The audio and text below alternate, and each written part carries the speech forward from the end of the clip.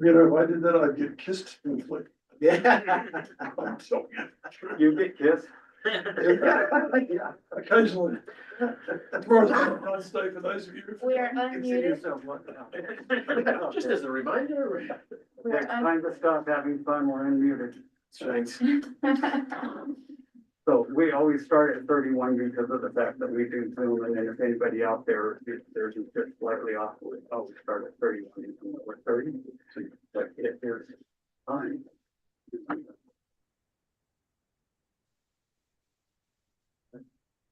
Good evening. The February 13th, 2025 Whatcom County Planning Commission meeting is called to order. I'll call name, know if you're here, Kelvin Barton, that's me. Fred Brown, Yes. Daniel Dunn. Yep. Sunita Eisenberg, Here. Michael, Nicholas, and is it correct? Crash. Right? Yeah, present. Right. Jim Hanson, Yes, I am here, and my system works. Julie Jefferson, Here. Dominic Masseri, Here. Scott Van Dalen. Scott Van Dalen? Okay. Not good. Trying to log in. He's trying to log in. Yeah. Okay. Well, hold on just a second here. I'll go ahead and start.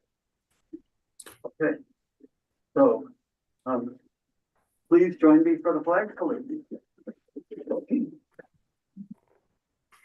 I pledge allegiance to the flag of the United States of America and to the republic for which it stands, one nation, under God, indivisible, liberty and justice for all.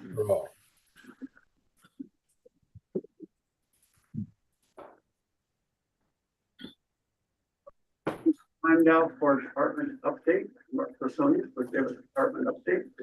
Thank you, Mr. Chair. Hi, Commissioners. Just a couple things. The permitting, permit review timeline legislation was introduced by council this week.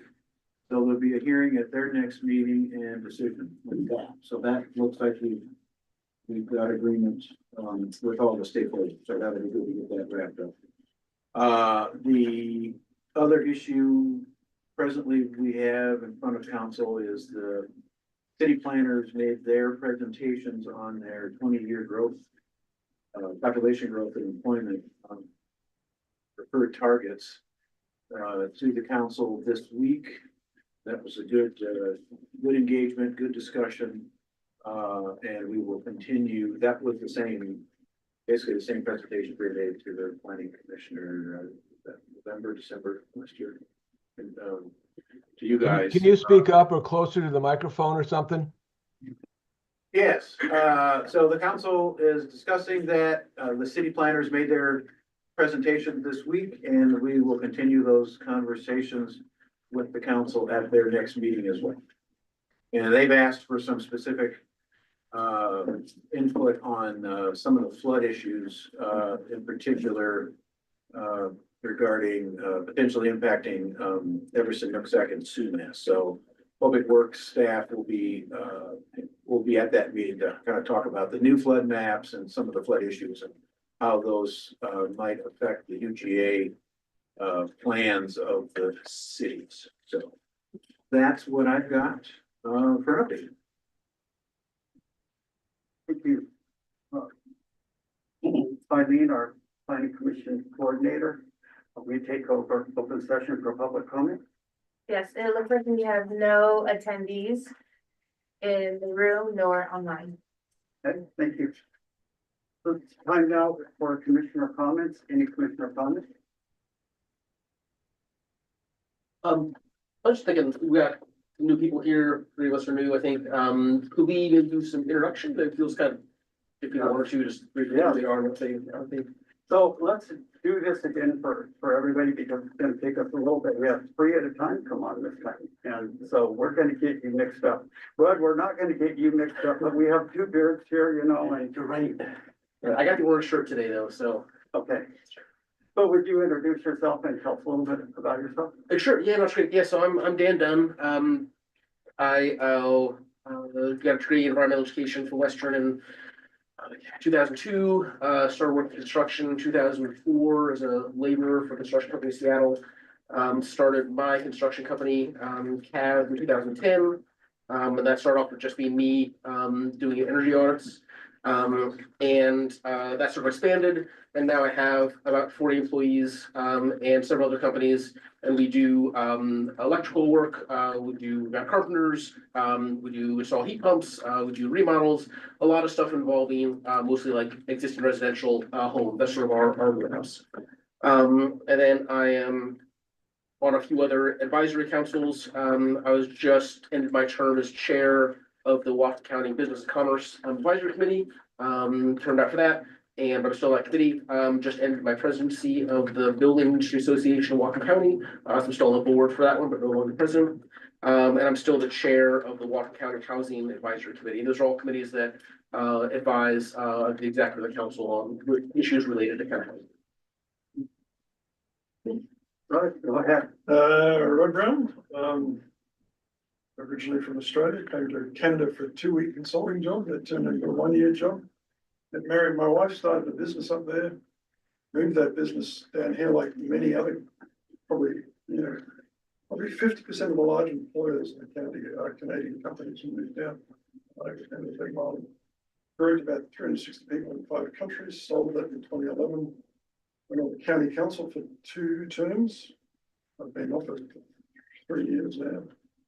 And when I was in the council, I considered it a conflict of interest to do development of properties of I own, so I didn't do anything with them. But now that I'm off the council, I'm focused on developing them and trying to understand in particular why it's so difficult to build out. It's great to meet you all. Nick Reif. Where to start? I joined this, or I was applied to join this. I spent about a decade in local government work earlier in my career. Loved the heck out of it. Left it about, obviously, during the start of the pandemics for 2020, and then I've just been missing it. It's just a lot of fun. So, wanted to dip my toe in it here. Moved not so long ago to Bellingham. My wife's family, mom's side of the family, mostly from Washington State. So we moved up here before we had our first kid. I should say only kid so far. We have a 18-month-old daughter named Lane, and a Aussie doodle named Nova, and we're just loving the heck out of that. And yeah, just excited to, I'm just a big fan of like good board policy and city planning. So at the end of the day, like nothing decides what your community is going to look like, growth management, county plans, and of course, more on the town city planning that happens too. So that'll be part of the team. Well, welcome, we're glad you're here. I don't want to take a lot of time for everybody to go around, but I've been on here after. Go ahead. Sorry, I think Dan Nick may feel the same way, but I would like to hear from the other members as well. So. Yeah, I'm Dominic Mosseri. I've got a construction company in town. We do custom homes and remodels. And I've been on the board here now, I think, about 8 years. So I've enjoyed being on here. I like being involved in the community. I like getting to feel like I can, now being on here, I can look back and see the things that have come before us, and both good and bad. You learn from some of the stuff we've had in front of us. So I've enjoyed being on here. I'm happy to have some new people on here as well. I think we've had a good group, and I feel like we've all gotten along good. And I hope we can be productive together going forward. So I'm Kelvin Barton, and you'll see a respirator on me, and some of you know that I have an immune deficiency that runs in the family, and it hit me hard a few years ago. So I was calling Dominic just before the meeting that they're starting to adjust. Without getting all into it, they give you human blood products. They sort out the pieces you need, and it's starting to increase it, and I'm starting to feel better. So you'll see these for a while. Hopefully we get off of that. I spent a year in municipal government, but I did a number of things in there, and along the way I ended up being assistant bus schedule manager for the 2010 Olympics. And I ended up on a lot of government boards, accident boards, things like that, trained accident investigators. Did a lot of things like that, certified commercial driver instructor, certified defensive driving instructor. And just a whole lot of things like that. Ended up on an advisory board for Everett Community College. And this kind of been my career. And I've been here, as you said, this is just wrapping up my 9th year. And a year from now, they'll be finding someone else. Or for you or for me? For me. Both of them. So, yeah. So that's mine. And so, Commissioner Hanson, would you like to share with us? Oh, sure. Yeah, I've had several careers as a forest firefighting person. I got into a forestry contracting company for many years. I worked in a mental hospital. I worked with the police department at Lummi, providing advocacy and services for crime victims. And I worked at Lummi in the forestry or the fisheries department doing forestry and other related projects for salmon habitat restoration.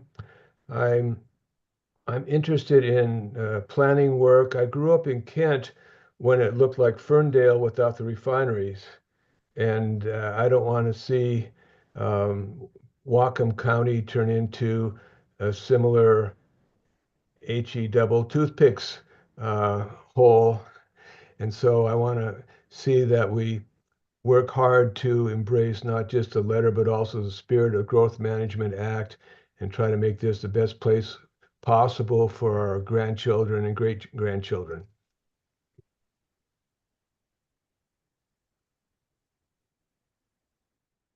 That's it. Julie Jefferson, Commissioner Jefferson, would you like to share?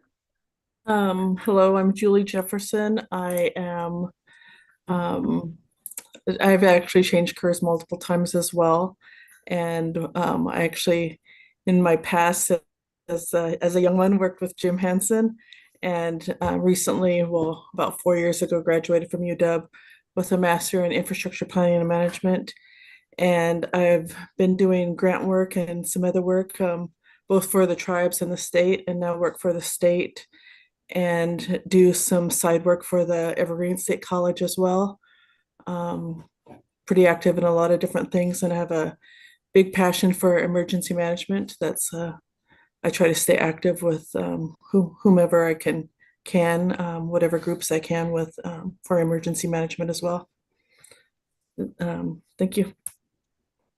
Thank you. For the record, Commissioner Van Dalen got logged in here. That puts it on the recording. Helps Eileen. Commissioner Eisenberg, would you care to share? Yes. Hi, everybody. My name is Sunita, she, her, hers. I want to acknowledge that currently I'm coming in virtually from the Lactamish and Lummi lands. Been in Whatcom County now for 22, going on 23 years. I'm a cultural anthropologist, sociologist, intersectional environmentalist. I have a master's in education for instructional design and outdoor learning. I'm a U.S. Department of Energy's winner for our affordable home in 2017. I'm a hemp builder. I'm a community activist. I teach at Western. I'm on the Sustainability Advisory Committee for Skagit Valley College, and I work for the Office of Equity for grant reviewing. I run 2 nonprofits. I love sports, and I have a small farm with goats, and I'm a foster mom. Thank you.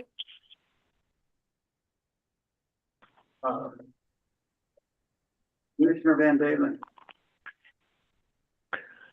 Okay, let's do this as a test. Can you guys hear me okay? Because I'm just on my iPhone.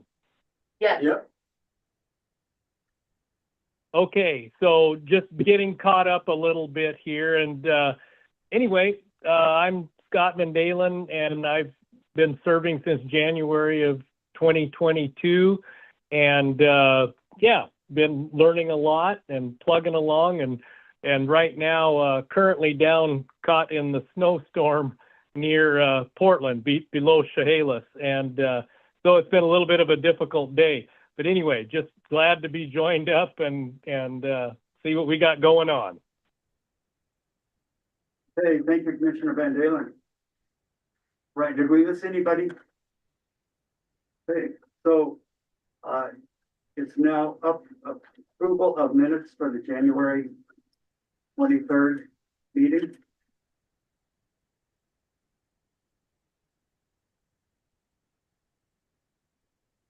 Need a motion? Approve. Second. Okay, we have a motion to approve. We have a second. Are there any additions and corrections?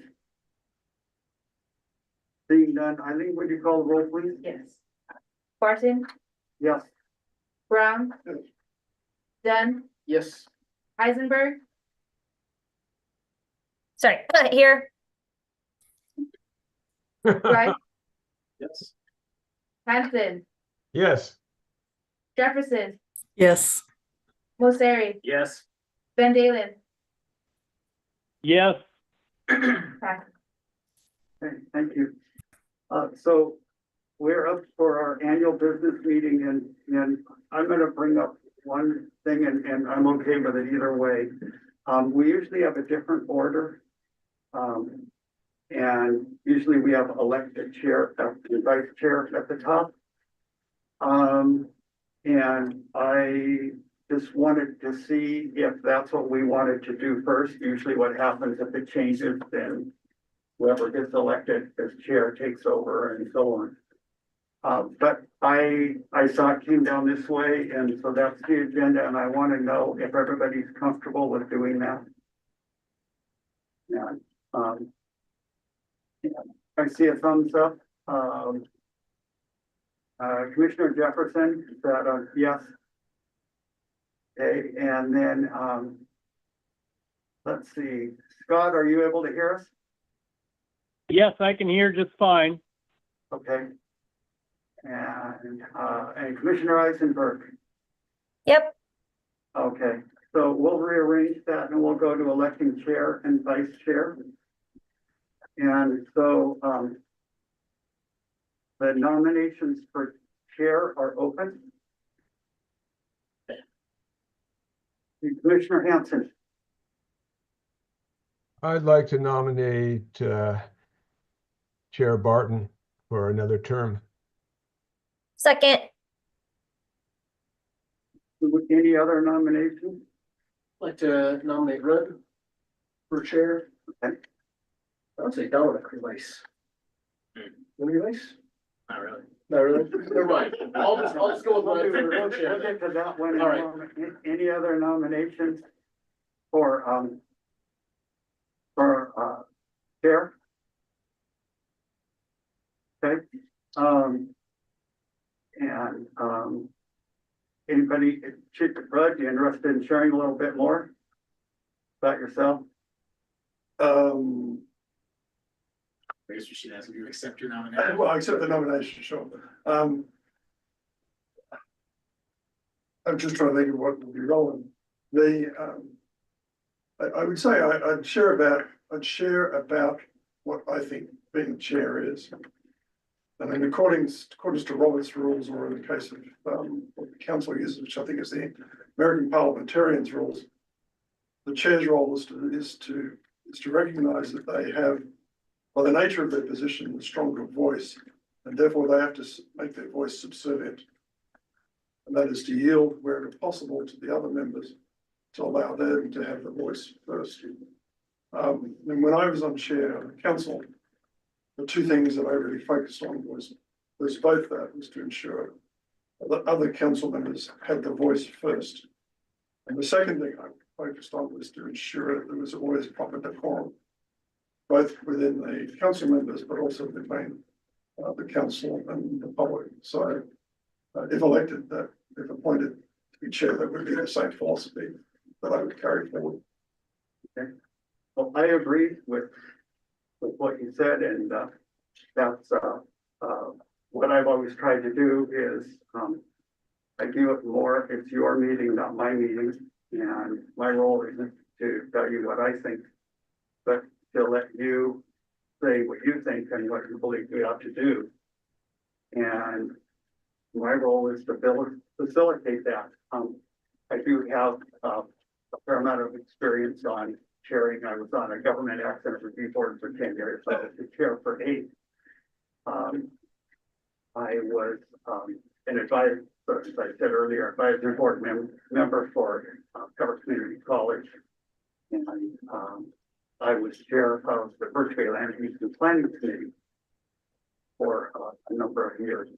And I chaired that one. And I really believe strongly in Robert's Rules of Order. And that it's not about me, but it's about what the committee wants to do. Right, any questions for us? Okay, Eileen, would you call the roll, please? Well, actually, we've got a vote, and I'm not sure how to do this because we don't have handouts, but I was not prepared for that. What would you like? somebody needs to do it besides me. Okay, I motion, that'd be the right way to do it, for Rudd to be chair, and then somebody else would take that vote, and then somebody else could motion for you to be chair.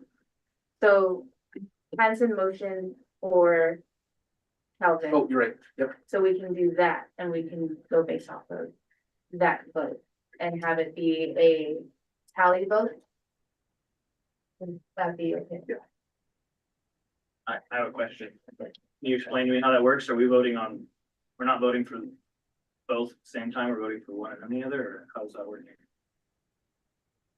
Both have been nominated, Uh-huh. both have been seconded. So we just say which one would be our preference? There's only 2, right? There's only 2, yes. I think it's an all of his favor, and I wonder if the hands, even the hands on the screen, might be the way to do it. Okay. We're gonna do that. Yeah. Okay. Instead of doing the roll call vote? Yeah, I think if I feel awkward asking people, to run this part of the meeting, and if you can do that, I think though you do have to do a roll call vote. Yes. Yeah. I'll do the roll call. Yeah. We're gonna do a roll call vote. We're gonna start with Hanson's motion for, Chair Barton to serve another term. Eisenberg seconded. And then next we'll do, Dunn's motion to do, to have Rudd, Commissioner Brown be chair, and Commissioner Grice, did you second that, or who seconded? I will second it. So just want to agree. We're gonna vote on the motion for Commissioner Martin. And then we will, if that motion passes, we will then not have the second motion, or we will vote on both motions, and the motion that has the most in favor votes will be chaired. It's a process question. I think it would be easier just to pull each one and then Okay, yeah. Just that would be, say- yeah. I mean, that certainly would be simple. I just Yeah. want, not sure. We're gonna just pull it. It does not, there is not a process in All in our favor business for, rules, so. you want me to do all in favor for Yeah. you Commissioner can do that. Barton, all in favor for Commissioner Brown? Yeah. Okay. Okay, scratch the first one. We will do a poll.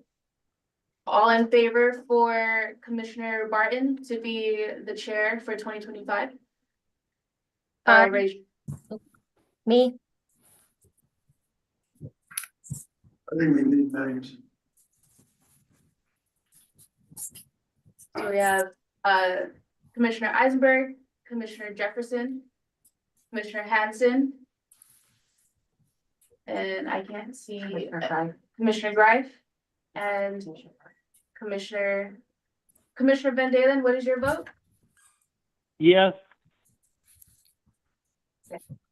And all in favor for Commissioner Rudd Brown? Hold on a second. Did you get Barton's vote? Yes. I'm voting for my. Oh, okay. Yes, we did. And all in favor for Commissioner Brown? We have three. Okay, So our chair for 2025 is Commissioner Barton with the most votes. Who's our current vice chair? Our current vice chair is Commissioner Musa.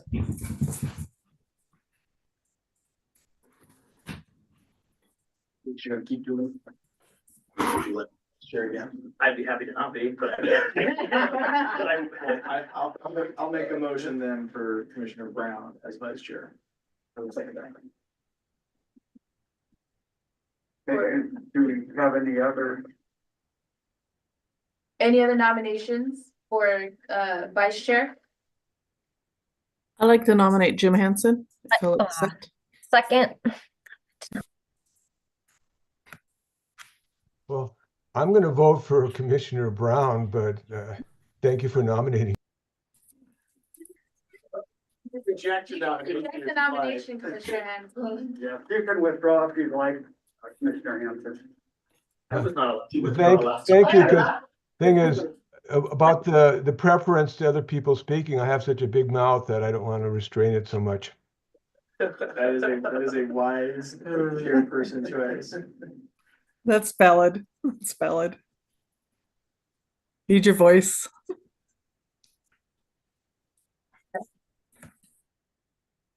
So Did Commissioner Hanson withdraw? did you withdraw, Commissioner Hanson? Yes, I did. Thank you. Okay. So we have Commissioner Brown for vice chair. All in favor? Aye. Aye. Commissioner Brown, you are vice chair.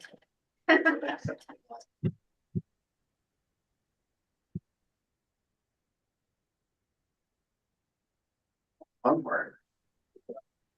So,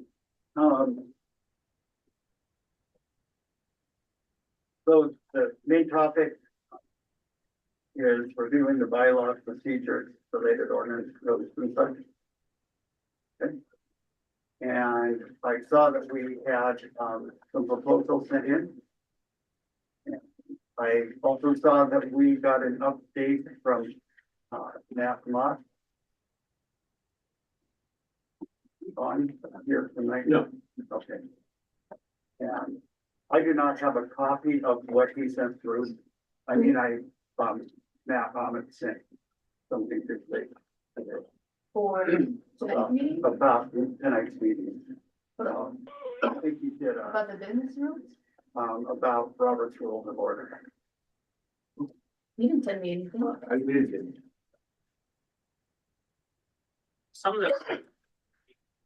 That was just a combined version of what staff had originally sent out and Dan's proposed changes. Is that what you're? That's, yeah. Mr. Chair. Yeah. If I might, staff put together some suggested amendments to the bylaws.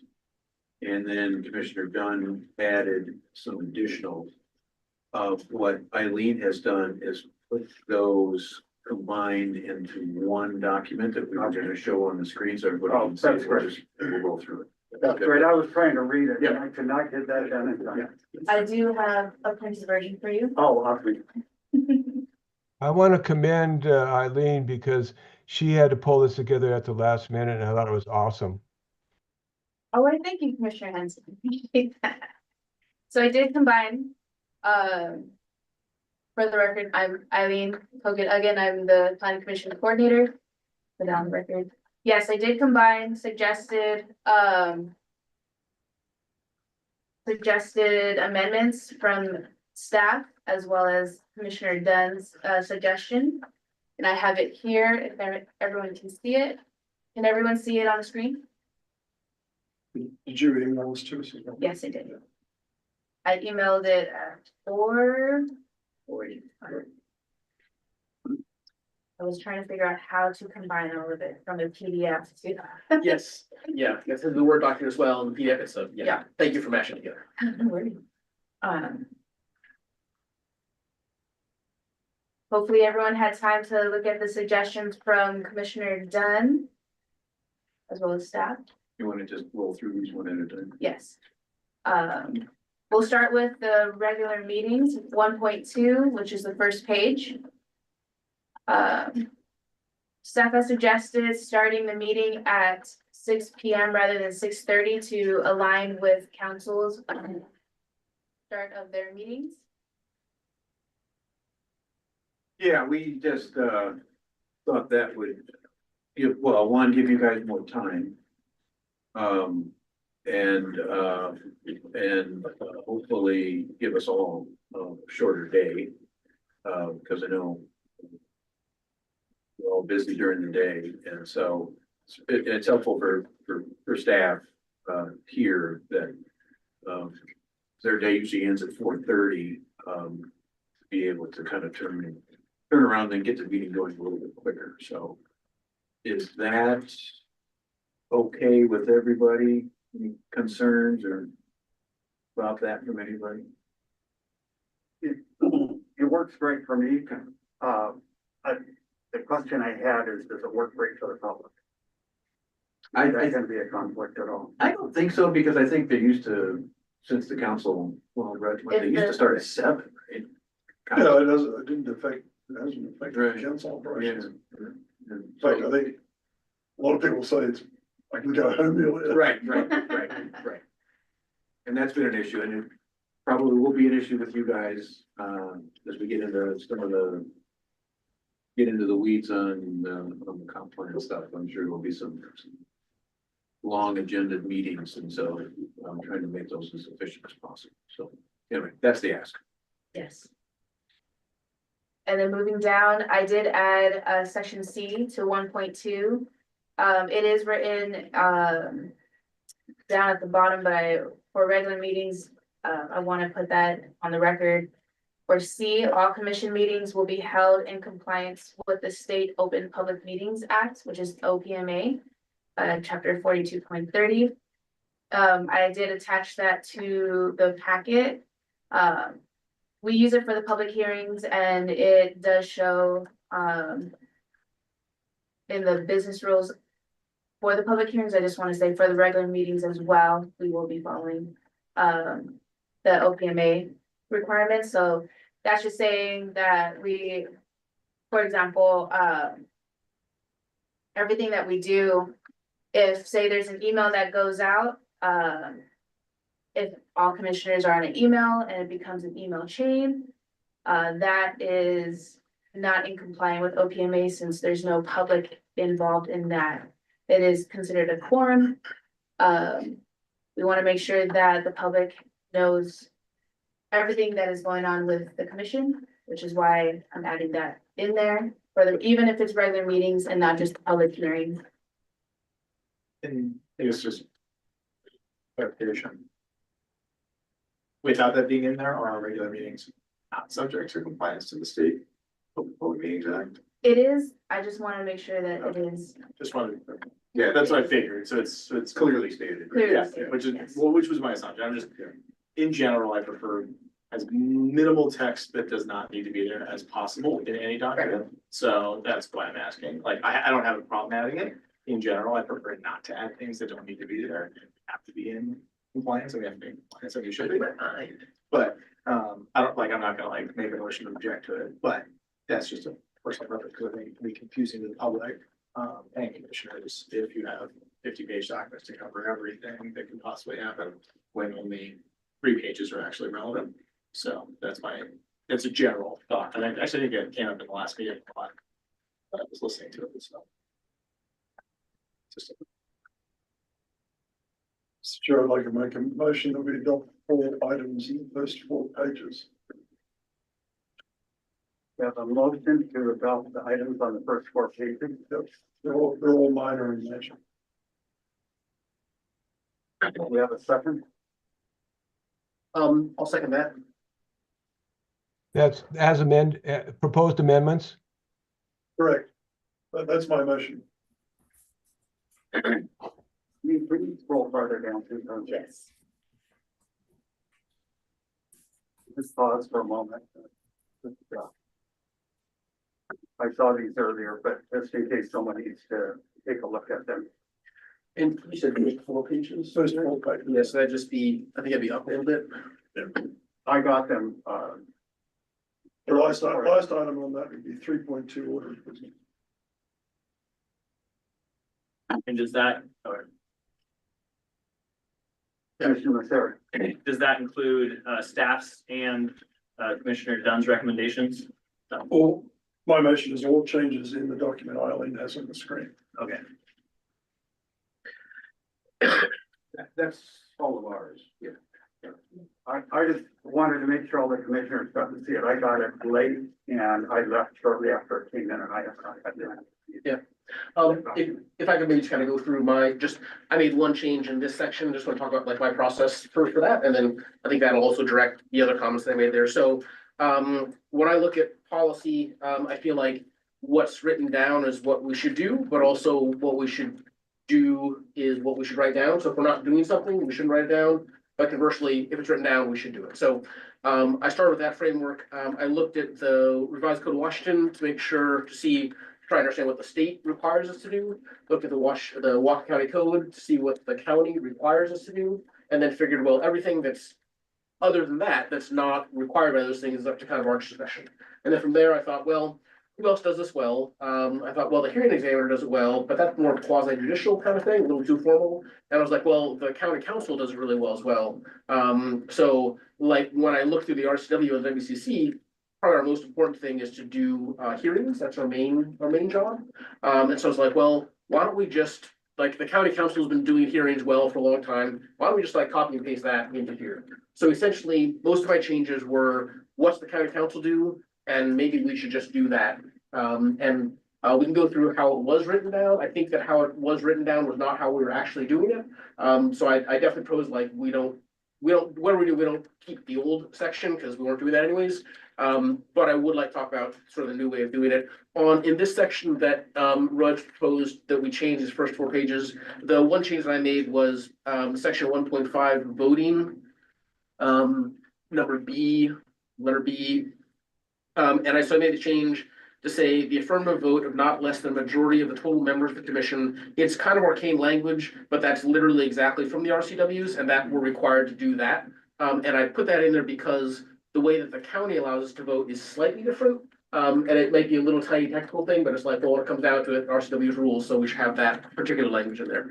Other than that, I think everything else was, the other thing I did was when I read policy and laws, I really hate discretion. I want it to be thou shalt or thou shalt not. And if it's up to discretion, I would say don't write about it, let people make up their own mind. But if you're gonna put a law about it or a rule about it, then say you will do it this way or you will not do this. So that's the other thing I went through, and anywhere it said gave discretion, use words like generally or if you'd like to or whatever, I try to take that out and put in the word shall or shall. I'd like to speak for just a moment and Mark, would you maybe explain that, as you know, we get things that there's no hearing and things like that, and you guys will come to that where there's not a public hearing. Yeah. There'll be a presentation. Would you maybe clarify for all of us, kind of give an idea of how many we have where we have the public hearings, and then what kind of things we don't have public hearings on that you bring things to us to advise you? Yeah. And I think that would be, that's what I want to, I want to make sure we don't mess with the part, or we don't change the part where they come and say, we need your advice on this. Yeah, and I think we have room in there for that, but. Yeah, this language, again, it is out of the RCW. I would say that when the state legislature makes laws, the language is not always clear. And so over time, we try to evolve it into something that is more understandable, but it's understandable. That in this case, it's saying that when we have, you're making decisions or recommendations on comprehensive plans, documents and development regulations, that's when we have typically a public hearing on that, and we go through that whole public process or the public comment process. So what we will do prior to usually having a public hearing, and I say usually because it depends on the complexity of the particular topic of the regulation or of the plan policies or elements or whatever. If they're relatively simple, we will give you a briefing or a staff report and then a public hearing on the same night. If it's complex, We typically will have a work session with you at a meeting, explain it, have a staff report, you'll see a staff report, you get to ask questions. There can be public comment as well, but there's no public hearing. And then, you know, if you guys are comfortable with it, then we start a public hearing at the following meeting or a following meeting. That begins the formal sort of process for you.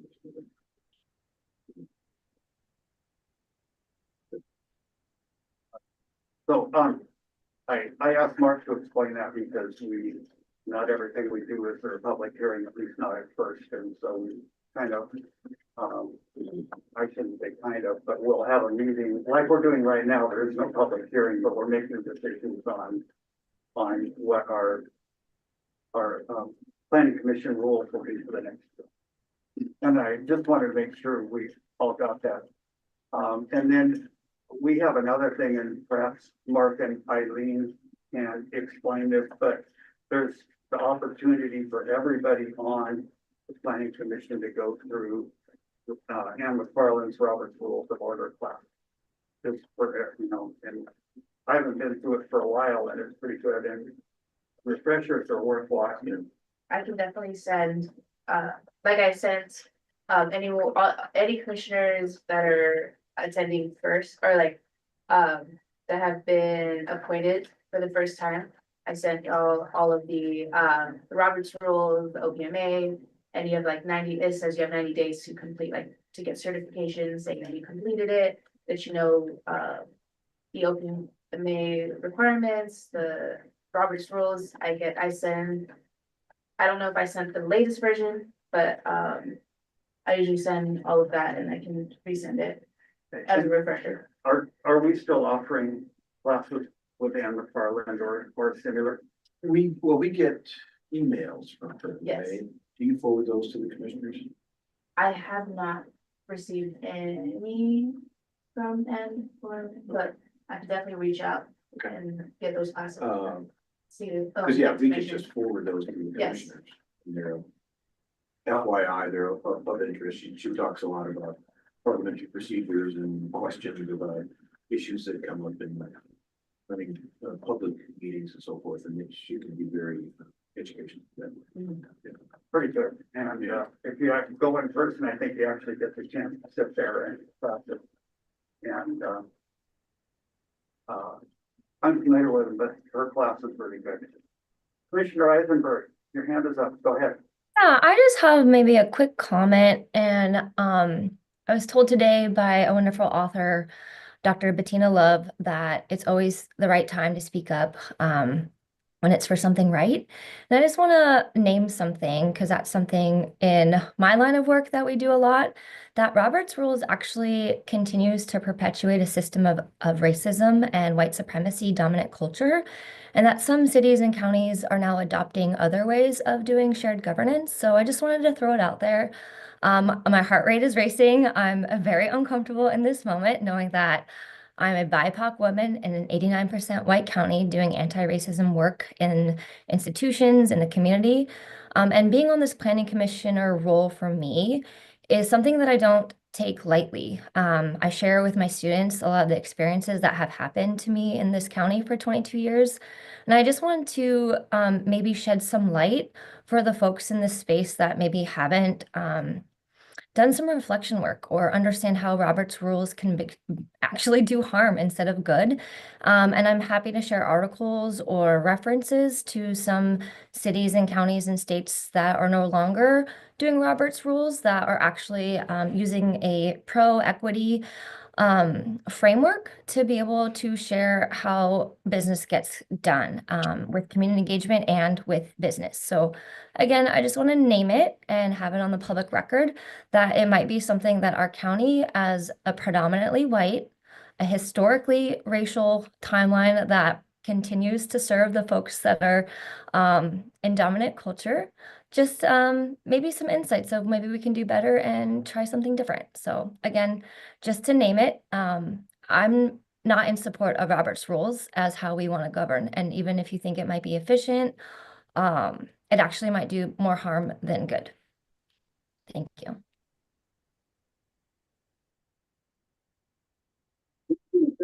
We get did have a motion.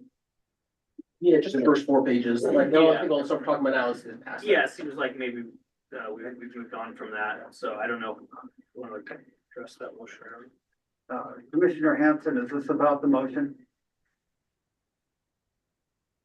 No, it's about the discussion. Sure, and So, go ahead. well,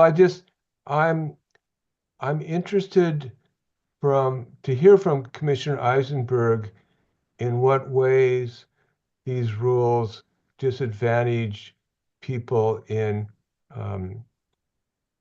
populations that don't have all the privileges. I'm gonna ask to hold on that.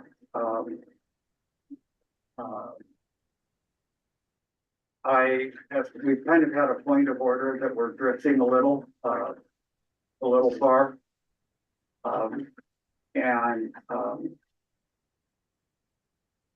Right now, I'm kind of torn between saying, let's move ahead, or asking how many commissioners want to move ahead. Okay, so let's. I guess just a point of, the point of where, if there's a motion on the floor, we should ask if there's a second. If there's a second, we should debate the motion. And then after we're done debating the motion, we can then move, at least, yeah, as of now, under the rules that we currently have. And then I think we should discuss whether or not Robert's rules are the rules we should use. But for now, that's, I think. Did we get a second? Yes. We have a second.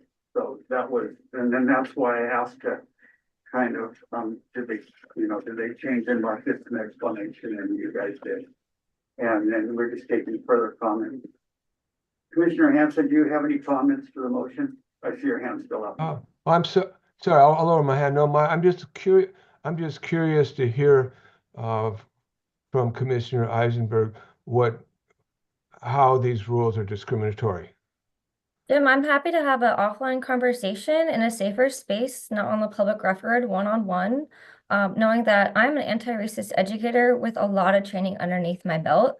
And I'm not in a space right now without having to undo some harm and trauma that has happened to me in this county and showing emotion. So happy to give data articles for you to reflect and then make your own decision and maybe do some of your own unbiased rattling. Okay. Thank you. I'll review that stuff for future instances where it comes to bear. Seeing that there are no other hands up to speak, Eileen, would you call the roll, please? Oh, sorry. No, if we're actually debating the motion, I asked you other things and we'll discuss. Yeah. Yeah, so I would like to, so the motion on the floor is to adopt all these things. So I would like to make. Just the first one. The first 4 pages. So I would like to move to amend to strike. Let's see, I want to strike on the top of page 2, 1.4 BI and BII, the definitions of action and meeting. I think they're out of place. Action is defined there and does not relate to the section. And then I would also like to, as part of that move to amend, I would like to strike on page 3, the changes under section 2.2 B and revert to the original language. So those maybe should be 2 separate motions to amend.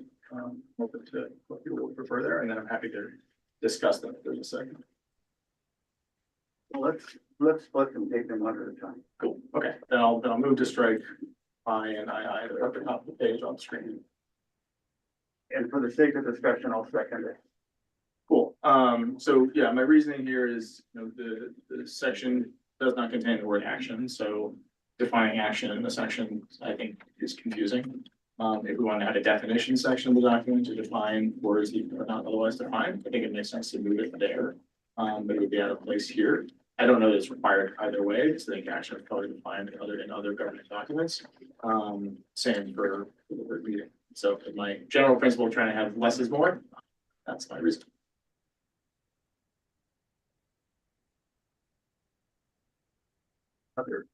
Commissioner Brown.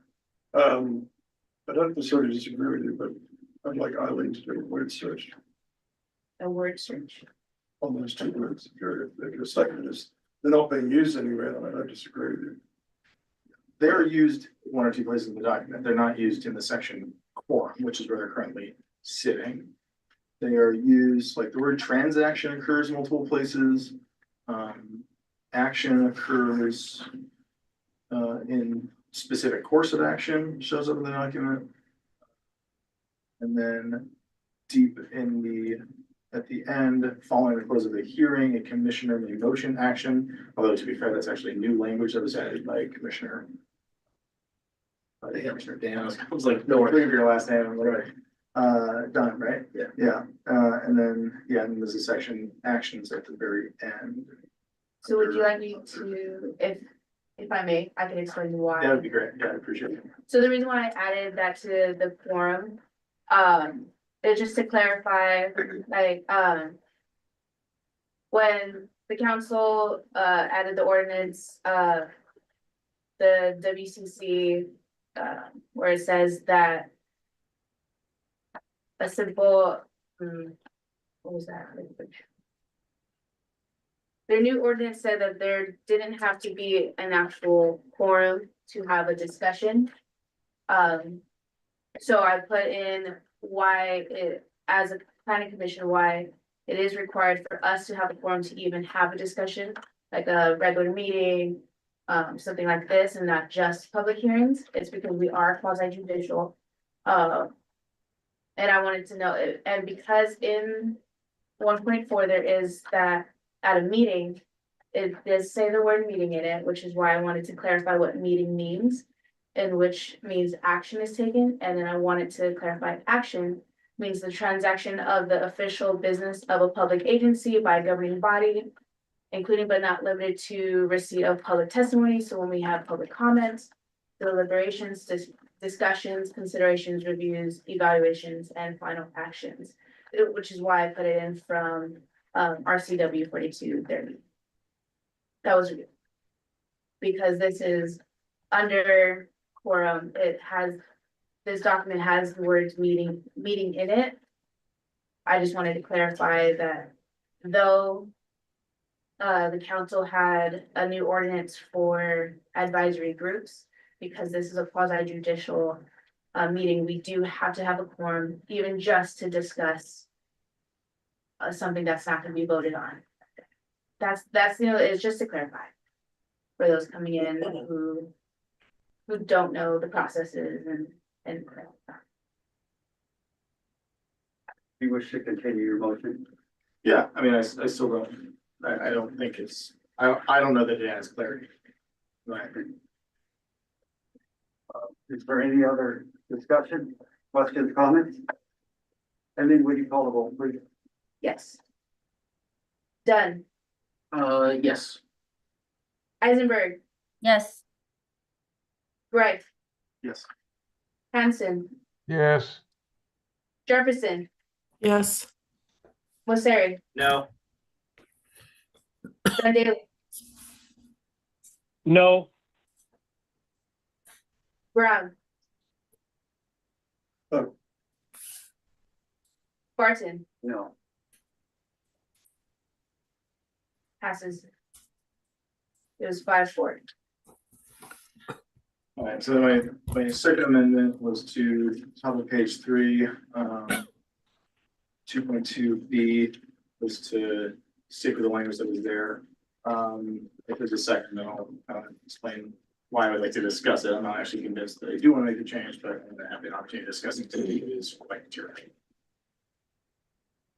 I'll second it just for discussion. So the original language, and Commissioner Dunn's point around trying to be as clear as possible and quite certain of what the rules say.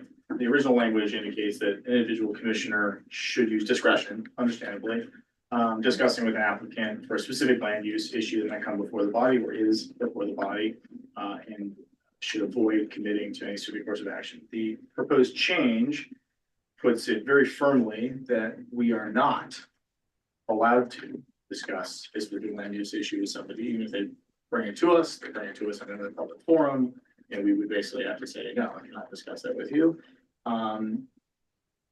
And cannot commit to anything. I don't know.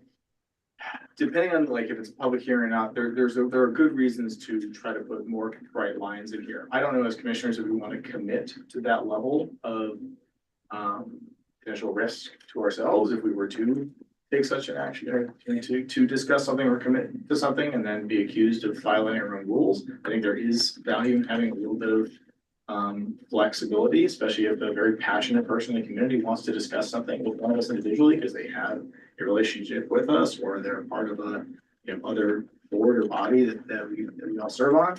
And wants to talk about something that they may want to spend 2 hours talking about an issue, and because they're passionate. I would be hesitant to sign ourselves up for something this firm. That's something I would be open to. We'd love to have a conversation about as to how others feel before we commit to something that I think is a fairly material change. Just for clarity, you saying the action language? No, we're past that. We're at the top here. Individual, the rule as to whether or not we are meant to have discretion when we talk to somebody about an issue before us, or whether we are not allowed to talk to somebody. That's what's up for debate. And then would you, do me a favor and read that out loud, section B? Yes. Just so that we hear the flow and everybody's getting it.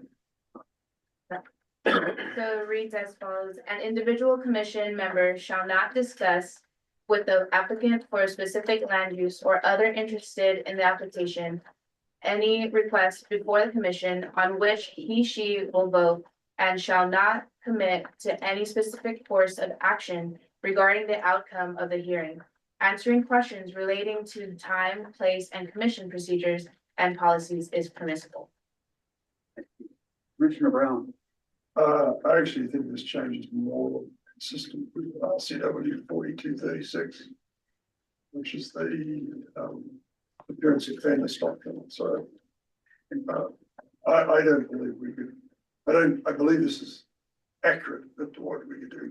I don't believe you could have a side conversation with someone that of a matter that you would ultimately vote on. So. And I'm gonna ask, has everybody on, that's online, are you getting all the discussion? It's hard to hear the gentleman that just spoke. I think that was Red. Oh, I'm sorry, I don't get called a gentleman very often. Thank you very much. I would just repeat. So there's RCW 4236 is what's referred to as the appearance of fairness doctrine. And it governs any quasi judicial body of which both the county council and the planning commission are considered to be quasi judicial. And under those rules, you're not allowed to discuss with anybody. You could have business in front of the commission or the council. You're not allowed to have a private discussion with them. It's supposed to be on the public record while the matter is pending in front of the commission. So it's a good section. It's not very long. It's not a very long section in the code. RCW, it's good to read it. So. Commissioner Eisenberg. I just wanted to ask if we could put he, she, and they. The pronouns after he, she, and then / they.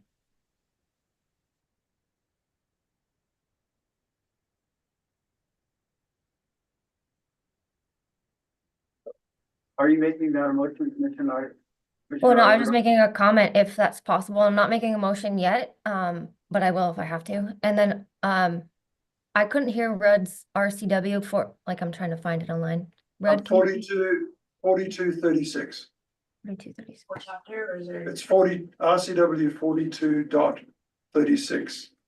Appearance of fairness doctrine. Yeah, I'm just worried. I mean, this is a discussion, so I'm not making a motion to make that clear. I'm just also worried that when we have such binary modes of thinking, how I'm just trying to think of all the unintended consequences that could happen, and without getting in. Yes, I understand what the laws are saying, but I'm also just wondering how that could prohibit or inhibit those that have access to folks' ear. That could, like, I can see both sides. So I'm also just curious. Thank you. If someone can pull it up, that's what I needed. Thank you for pulling that up.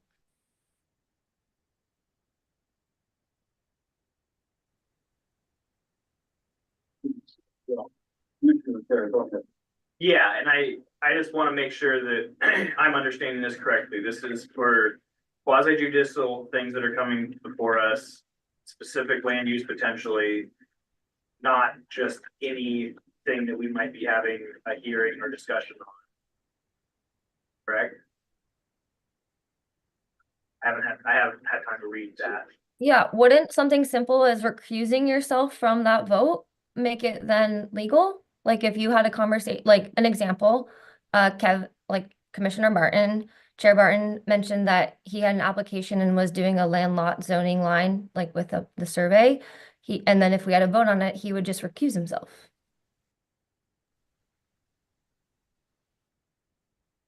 That is part of the language in the business rules, to abstain if there is an item on the floor, that needs a vote, you would just abstain. And you would say that there's a conflict of interest. Yeah. Commissioner Brown. Yeah, we don't have any option to abide, to put rules in place that are less restrictive than the RCWs. So it's irrespective of any of our individual feelings about it, we simply don't have the legal authority to do that. Agreed. I will say the language we're using or that we're proposing is different than what's in RCW. And under like RCW, the 0.060, which covers ex parte communications and what's prohibited, it's very different. Like the text is very different. And so even though I agree with you in general, like we cannot have those conversations, especially related to a quasi judicial matter, what's in here is not necessarily clear that it's always related to quasi judicial matters. And if we're then saying you absolutely cannot have that conversation, we are further restricting what we're allowed to do than what the RCW says, in my opinion. And that's why I'm just wary of doing that, since it's not identical. And it already in that section says, under section right above that, 2.2, under the section that goes conflict of interest, it says, in addition to complying with state law, the following guidelines shall be followed. We have to comply with state law. Anything we're writing in addition is further in our hands. If we want to do that, that's great.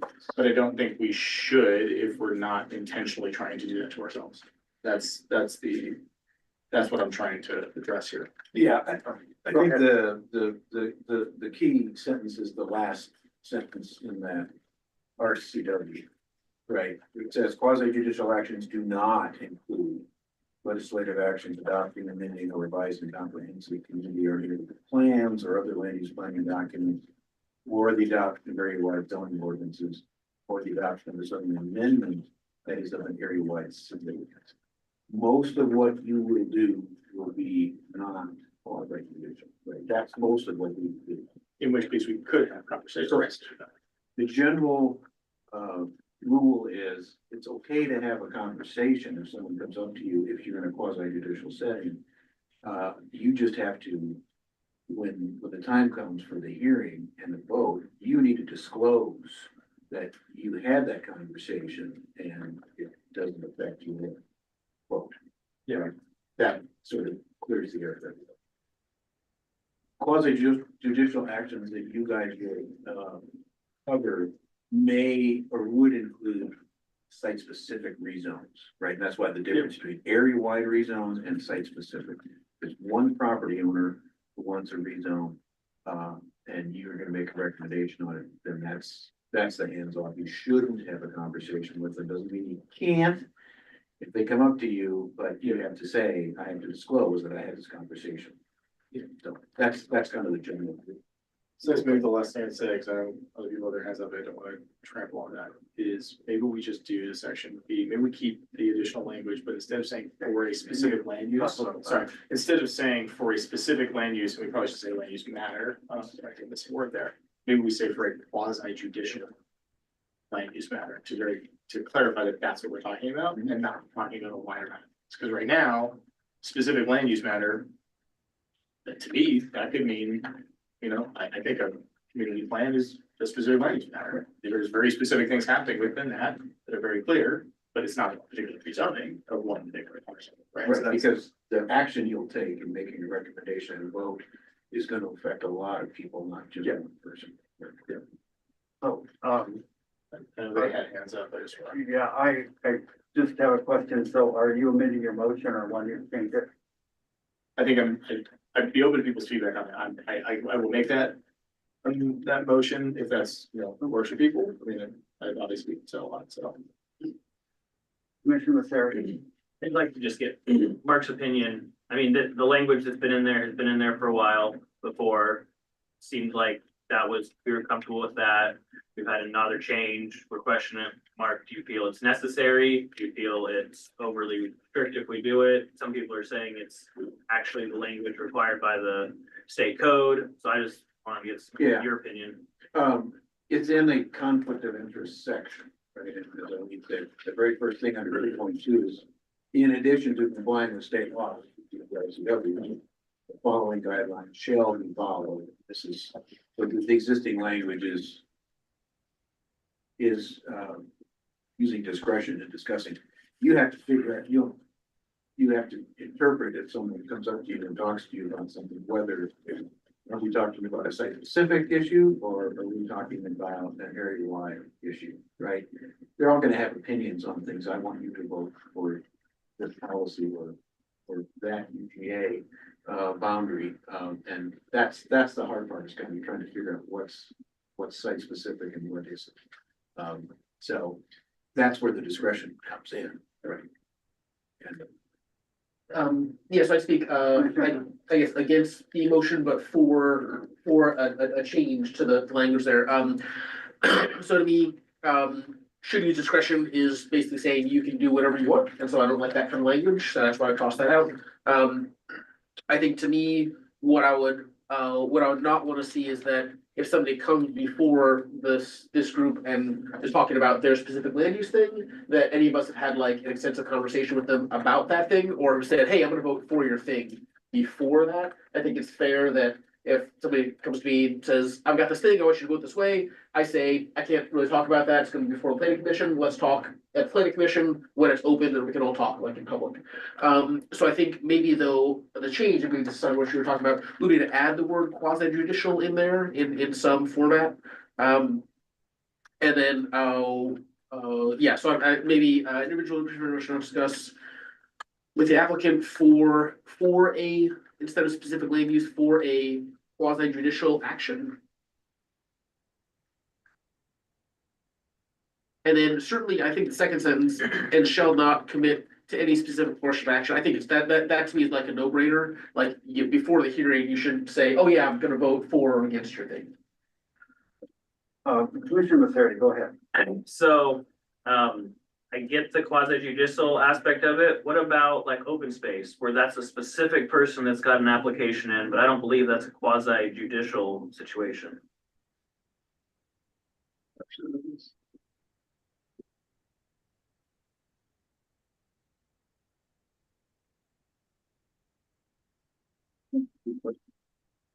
This probably, would warrant, I think we would benefit from having, legal counsel weigh in on some of this stuff.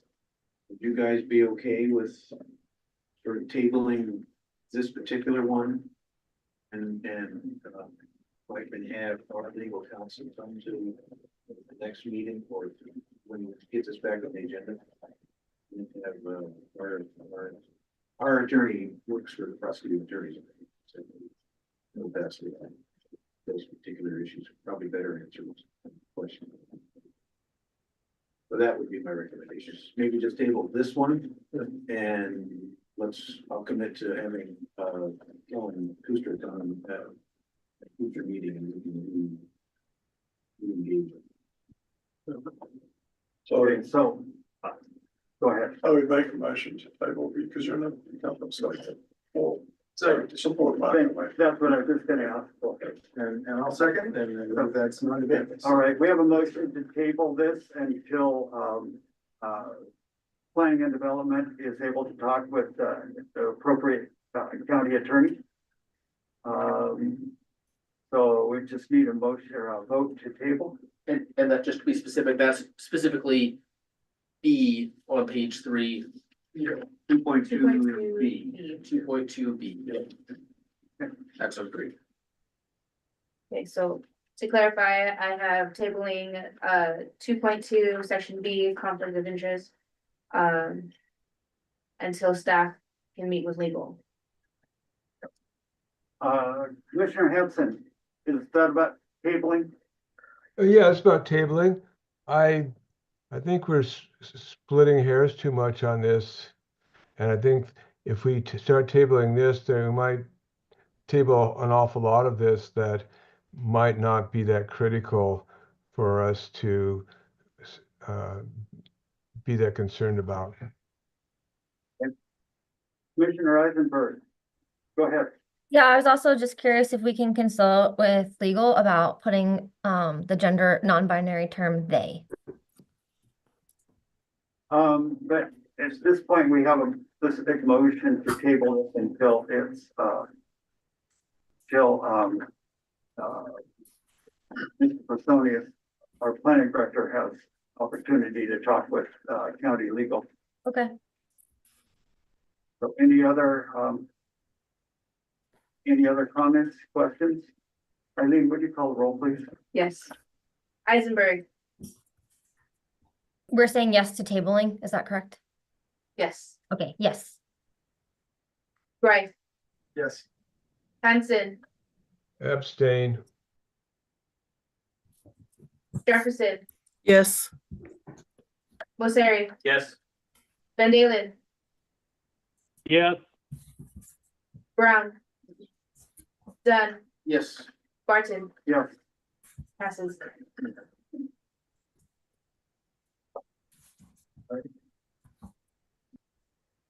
Sort of back to the original motion of these first 3 pages that were good. Four. So just only meant to adopt all the changes except for what we just tabled. Other, and other things that are shown. And just so, Commissioner Brown, would you just speak loud enough so that it comes out over the speaker so everybody knows what your motion. Sorry, I put back on the floor to amend the motion to all items except what we've just agreed to. And that includes the one we just tabled. We have a motion. Do we have a second? Second. Second is Commissioner Dunn. Is there any discussion? Any further discussion? Seeing none, Eileen, would you call the roll, please? Yes. Greif. Aye. Hanson, Yes. Jefferson. Jefferson, Yes. Mosseri, Yes. Van Dalen, Yes. Brown. Yes. Dunn, Yes. Eisenberg, Yes. Barton, Yes. passes. Commissioner Eisenberg, you had a portion that you were interested in. I think this is a great learning lesson for my students. So I'm actually gonna take this document and have a discussion with my students on Wednesday just to get their input since I'm gender affirming care. I have obviously maybe a different outlook than some of the commissioners, but I think it would be important to include have inclusive verbiage so that in case we do have a planning commissioner that doesn't identify as a he or she, that we have that language in there. So I'll just wait until maybe one more meeting and then bring up a motion if I feel compelled. Thank you. I mean, I'll move to universally use the pronoun they instead of he/she anywhere in the document. If there's a second. Second. Was that what you wrote? What was it? Well, so here in a second, yeah, so Commissioner Eisenberg had accurately noted that the language here said he and she, and did not, include they or other pronouns that people that come before us may go by. I think my preference would just be to use they only, and not use he/she, and I get that some people have, issues with plural pronouns is sometimes being confusing, but I think it's 2024 or 2025, sorry. And people are not thrown by that anymore. I think they is very straightforward, it covers everything, but I'm also open to he, she, they, if that's the preference, but I think making a universal change to they would address all potential concerns. That was amazing. I second that. Commissioner Brown. I don't have a problem with changing he/she to they. I don't want to change it to he/she, they, because they then is used as an individual word through the rest of the document. It gets very confusing. So I'd either suggest what you just said, or just changing it to commission member, which is gender neutral anyway. That's fair. So you're saying either use just the word they, or use Or just the words commission member. So we have a motion on the floor and some discussion about changing, Commissioner Greg, are you wanting to amend your motion? Yeah, I will amend it to use commissioner, the commissioner, whatever's appropriate based on the sentence. And have that be a universal change, it's just not use pronouns in document. Okay, do we have a second for the amendment? Second. Okay, do we have discussion on the amendment? Seeing none, Eileen, we call the roll, please. Yes. Hanson, Aye. Jefferson.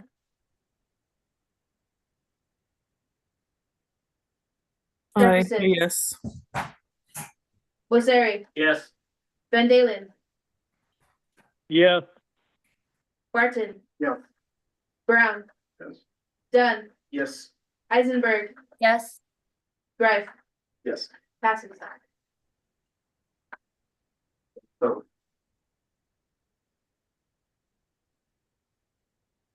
We'll do a search and replace issue with the commissioner, however. Language is.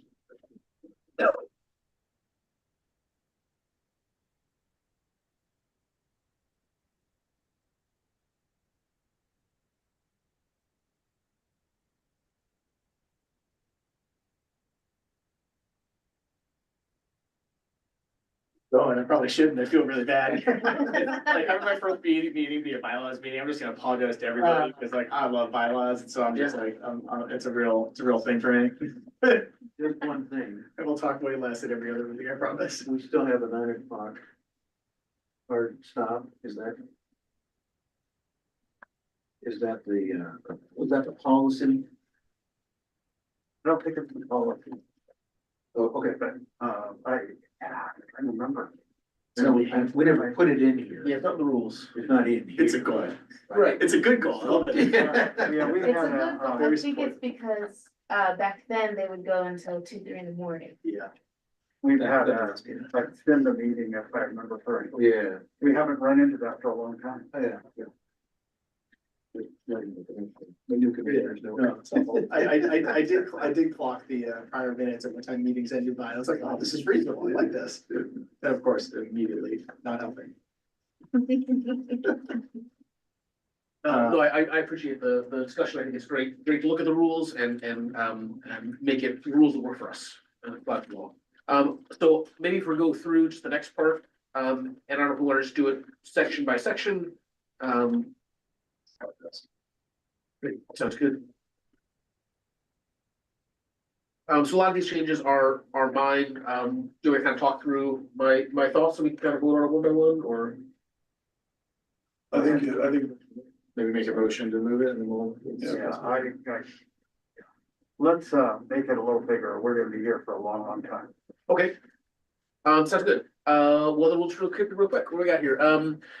So item B, time limit of 3 minutes may be extended to 5 minutes, discretion of the chair. Don't like the word discretion. I think 3 minutes, 3 minutes. That's what the county does. So I was saying, let's just keep it at 3 minutes.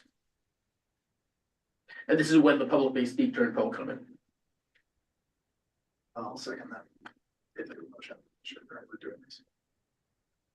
Do you want to motion each like change or? So, will you restate your motion? Yeah, sure. So I'll motion that we accept the change of 3.3B.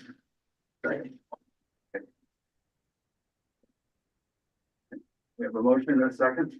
Any discussion? point of inquiry. Yes. Since this isn't a quasi judicial, this discussion isn't quasi judicial, are we allowed to vote by acclamation? There's likely to be no dissension, or move if no dissension. And you know, and it's a really good question, and we used to do that until we started doing the split, and that makes it harder to determine what's going on, and that's why we call the roll in the hybrid meeting format, yeah. Commissioner Messeri? You have times though, and maybe again, maybe it's too hard with the hybrid, but you have at times if I think it's by acclamation. Term where you said, okay, is everybody okay with this change? And we have moved on for some smaller stuff before. At least something we can consider would be like, we'll move that by acclamation unless there are any objections. 5 seconds, nobody objects, we move forward. Like that might be like a roll call. Yeah, that may allow us to debate more and still get out of here by 9. That's just a personal. And we do that, and this is a little harder where we're going one at, you know, where we're taking a sentence out and we do it more of, you know, do we paint this color or this color, and but, yeah, we like this one, okay, is that we like that? Well, it's a little bit different. And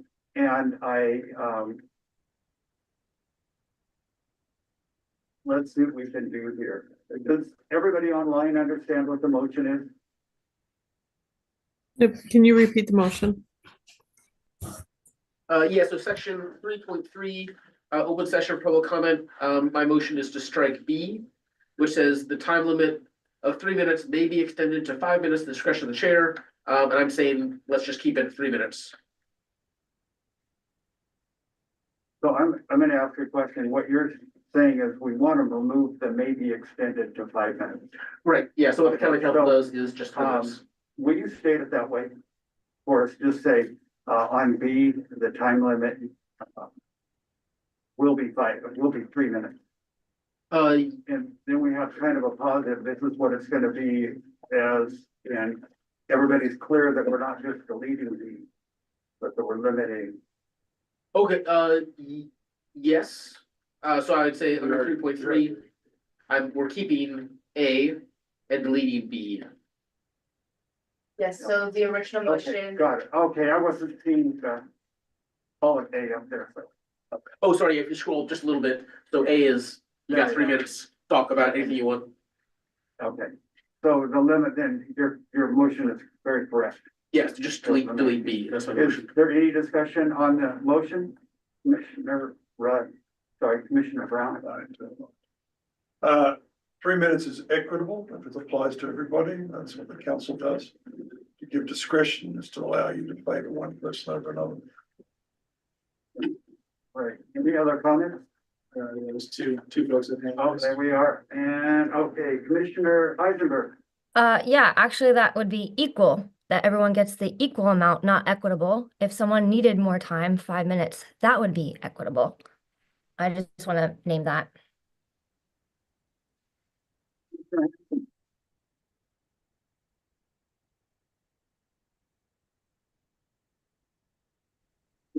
Did you have a comment?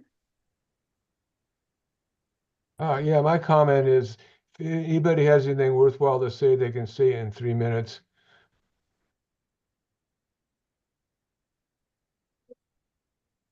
Seeing no other hands up, I think would be called a roll, please. yes. Jefferson, Yes. Messeri, Yes. Van Dalen, Yes. Barton, Yes. Brown, Yes. Dunn, Yes, Eisenberg, No, Greif, Yes. Hanson, Yes. passes. shall I just continue to make motions? Sweet, sounds good. I will make a motion that we accept the changes in 3.4 parliamentary procedure, paragraph A. Sorry, scroll up just a little bit. So this one here. If I get a second, we can discuss.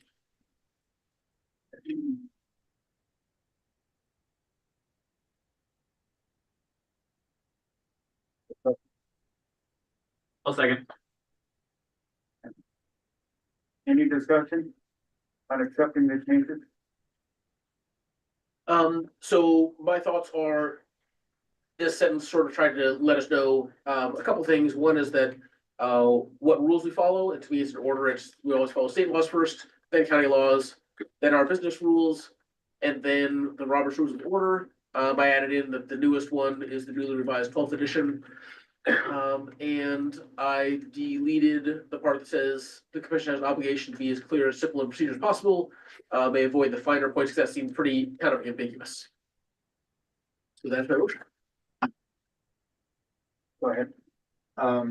This, I think, calls back to Commissioner Eisenberg's, comments earlier about Robert's Rules of Order, and, something I think I would love to consider for future is what other rules of order exist that we may want to contemplate using, that, would be more open and easier for the public, and, commissioners that maybe have less prior experience in quasi judicial or sort of parliamentary matters, we find easier to work with. I think, to Commissioner Hansen's question about what about rules of order, exclusionary or preference certain groups, I'll give my quick opinion on that. Obviously, it's only my personal experience, but depending on the way you grew up, Robert's Rules of Order or any rather complex, and Robert's Rules of Order, of course, is a book that's the size of the Bible, can be used as a bludgeon, right? You can find all sorts of ways to run circles around somebody who is not as familiar, and make motions that end debate at certain points, or some things can be debated, some things are not. And if you know all those things, you have a very significant toolkit that can be used to get your way. I have definitely seen it happen in places, and you see that happen at all levels of government. And so I think it's an interesting conversation, probably not for tonight, but I would love, and would encourage Commissioner Eisenberg to share, some of the other models that they've seen work well other places for us to, consider in the future. Other than that, though, I do support the motion. The table. Commissioner Brown. Whatcom County Council doesn't use Robert's Rules of Order, it uses the American Parliamentary Amendment. So I would just alternative document. Commissioner Masseri. Yeah, and I would say, I feel like maybe part of the last sentence that got struck and not being quite so specific on the newly revised 12th edition. I'm not opposed to looking at other rules to follow or procedures, but I feel like Robert's Rules has always been kind of a suggested, like a guide, give us some framework. I don't feel like in every case we have been 100% ardent to it. And I think that that's kind of up to the chair to decide when appropriate, quasi judicial, we're probably stricter on stuff than, maybe just a work session. And so I like having these as suggestions. Obviously state laws have to be followed, but Robert's Rules as a suggestion or something. But I think to soften it a little bit like it was to our benefit and gave us some flexibility, although not obviously as hardlined or clear as I think was your intent. Commissioner Masseri, I would like to speak myself. He's the Brown of the chair, vice chair now. Commissioner Brown, I would like to speak as the chair for a moment on the motion. It's totally up to you. Well, so I concur with Commissioner Masseri. One of the reasons I asked about taking Robert's Rules of Order that Ann McFarland offers is she talks and it's a lot of video in there, but depending on the size of the group, some of the real detailed is when you get a large group, it's got to be really detailed of following the order.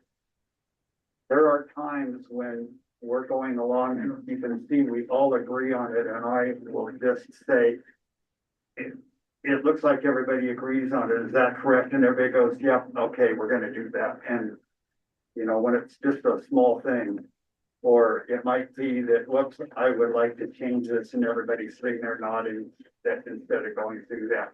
And that's when it talks about avoiding the finer points of parliamentary rules. And when you do Ann McFarland's course, she will talk about there's about 3 levels of it. It depends on where you're at and the size of the group. If it's Mark and I, we're not going to have to vote. We're going to say, yeah, that's good. And so I like that last sentence in there. And it's not so that we can escape, because some of you that are used to me, you know that I won't let it escape, that I'll pin it down, but that there are certain times where everybody obviously is in favor and let's move on. So that's my statement, is the commission has an obligation. I would like to see that fixed. Now, we have a motion on the floor. Commissioner Hanson. Oh, thank you. Commissioner Hanson. Well, I agree with you about the discretion, and as someone who's actually trained in Robert's Rules of Order, we do somewhat of an approximation. And if somebody wanted to use the fine details, they could very well tie up everything. And there are more democratic forms, consensus, modified consensus, and I'm sure that Commissioner Eisenberg probably knows about some other forms, but I just want to point out that I think you're doing a good job doing a humane version of Robert's Rules.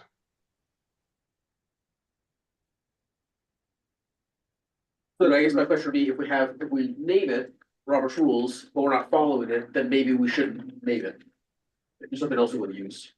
But certainly that's obviously needed, but we're definitely not following that. We named it here, so like, well, if we're gonna name it, let's name it correctly. But if we want to use something else, and I'm fine, and obviously, like, I'm talking out of turn here, I'm fine having a more relaxed, like, conversational, whatever kind of feelings here. And the meetings I've been to, I think you've done a great job running them, so I don't think there needs to be any change there. But yeah, maybe this is not the right thing for us to follow, maybe there's a different rule for us to follow. Yeah, so I'm gonna ask you a question. Are you okay with removing the committee, that last sentence, and leaving that in, not striking, no strikeout? I feel like that the last strikeout, the commission has an obligation to be, so the words as clear and simple as possible, may avoid the finer points. I feel like that's too, and again, I'm 1 vote out of 9, but I feel like that's too vague for me. I'd rather be like, here's the rules we follow. And maybe the rules are something different as well, but I feel like there needs to be some, like, and maybe it's these, but maybe there needs to be some book that we follow. So if we're like in disagreement, like, oh, how do we vote? Well, what is the quorum? What do we, like, how do you make a motion? Wait a second, what if somebody just starts, what if I just start talking and don't be quiet? Like, what do we do then? Commissioner Brown. I support what Dan's saying in terms of making the rules very clear. And the problem with the last sentence is it does allow it to be fuzzy. The only thing I would challenge on this as an alternative is a set of Robert's Rules of Order as the American Parliamentary Manual, because actually, my understanding is that's most of what state legislatures and local governments use anyway. It's not Robert's.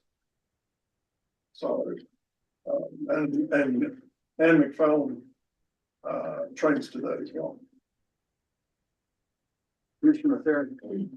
Yeah, I don't know the difference between the parliamentary rules and Robert's rules, but I think, Dan, your concern of what happens when we do have a vote or, okay, what do we need to pass this?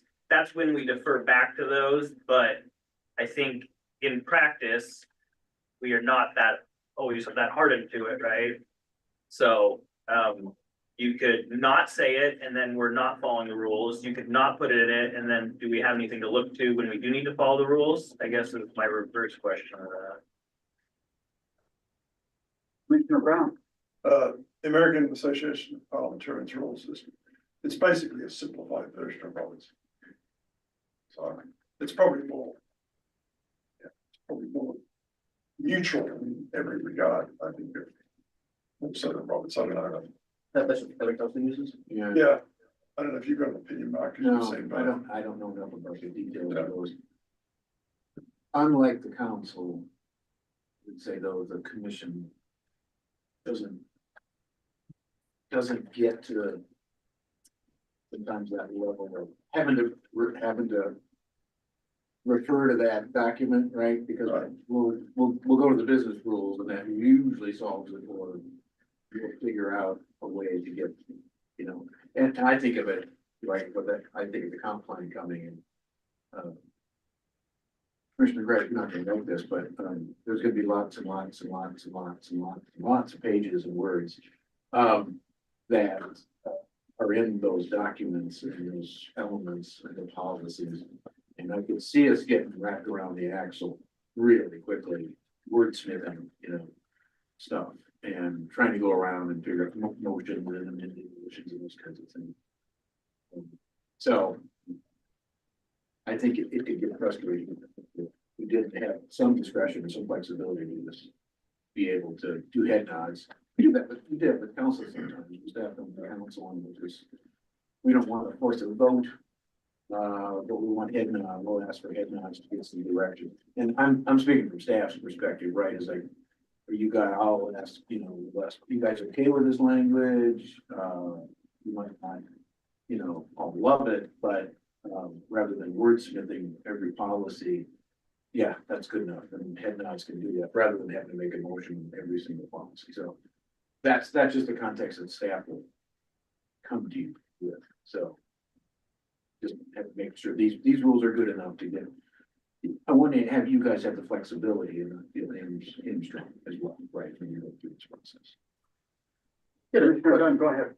Just looking forward from here, so the next part that I did, which says meetings to coordinate, I just copy and pasted from the county. I'm just realizing that like, that's a lot of Robert's rules there, kind of the main core of things, like the core of debate, when two or more commissioners start speaking at the same time, when a commissioner is speaking, other members should hold, commissioners have time to explain. Like, I think a lot of the rules that maybe we follow are in there in this section. So I'm wondering if maybe like one option would be to just not use Robert's rules and say, hey, our rules are in the rules, and that's how we treat each other, and that's how we make motions and those kind of things.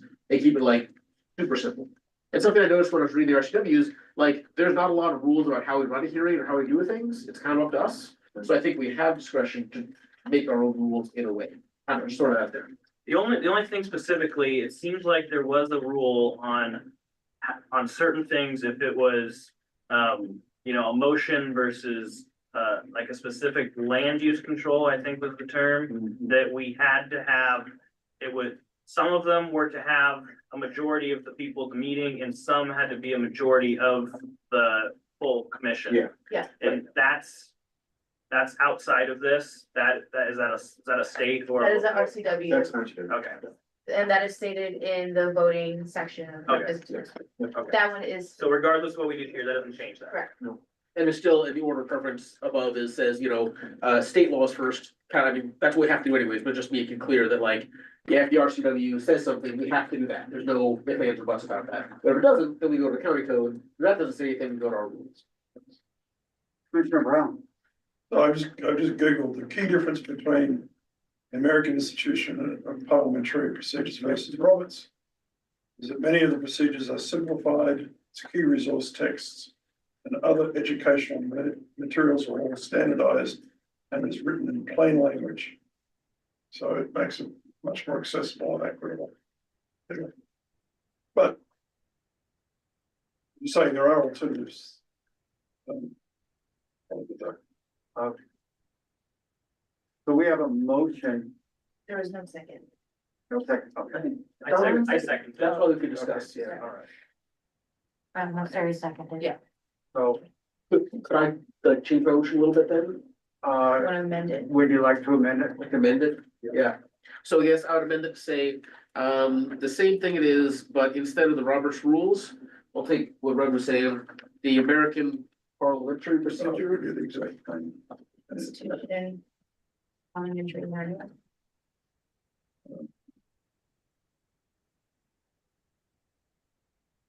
Standard Code of Parliamentary Procedure. So, The American Institute. so I'd like to interrupt for just a moment. Because we're going through this document, which in theory is based on Robert's Rules of Order. Mark, what kind of work, process is that gonna create for you to redo this document? I'm the one that's going to redo it. Yeah. What level of staff is gonna have to, so basically what I'm really trying to say is that what if we pass the version as suggested by staff And then make the motion that we work at switching over and giving Eileen and staff time to integrate that and coming back to it, so that we can function while they're doing the work. Well, I guess my clarifying question there, is your concern the way that the business rules are written is modeled off of Roberts? I think there's a lot of things in here that are modeled off of Robert's Rules of Order, and what I'm thinking about is it gives Eileen a chance to go through this and put it together. Maybe following this framework is laid out here, but because we can be here all night working these on this I know we have a motion on the floor. I'm just trying to put this out here. Commissioner Masseri. Eileen, would you have thought to go through and change other things in this document if we changed Robert's rules to some other?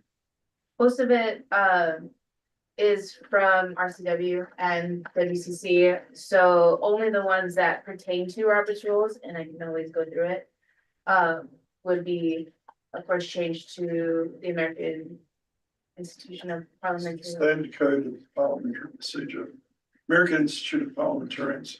Standard It's Code. probably not drastically changing the form of the Correct, document. it won't drastically change it. And technically, sorry. I'm sorry.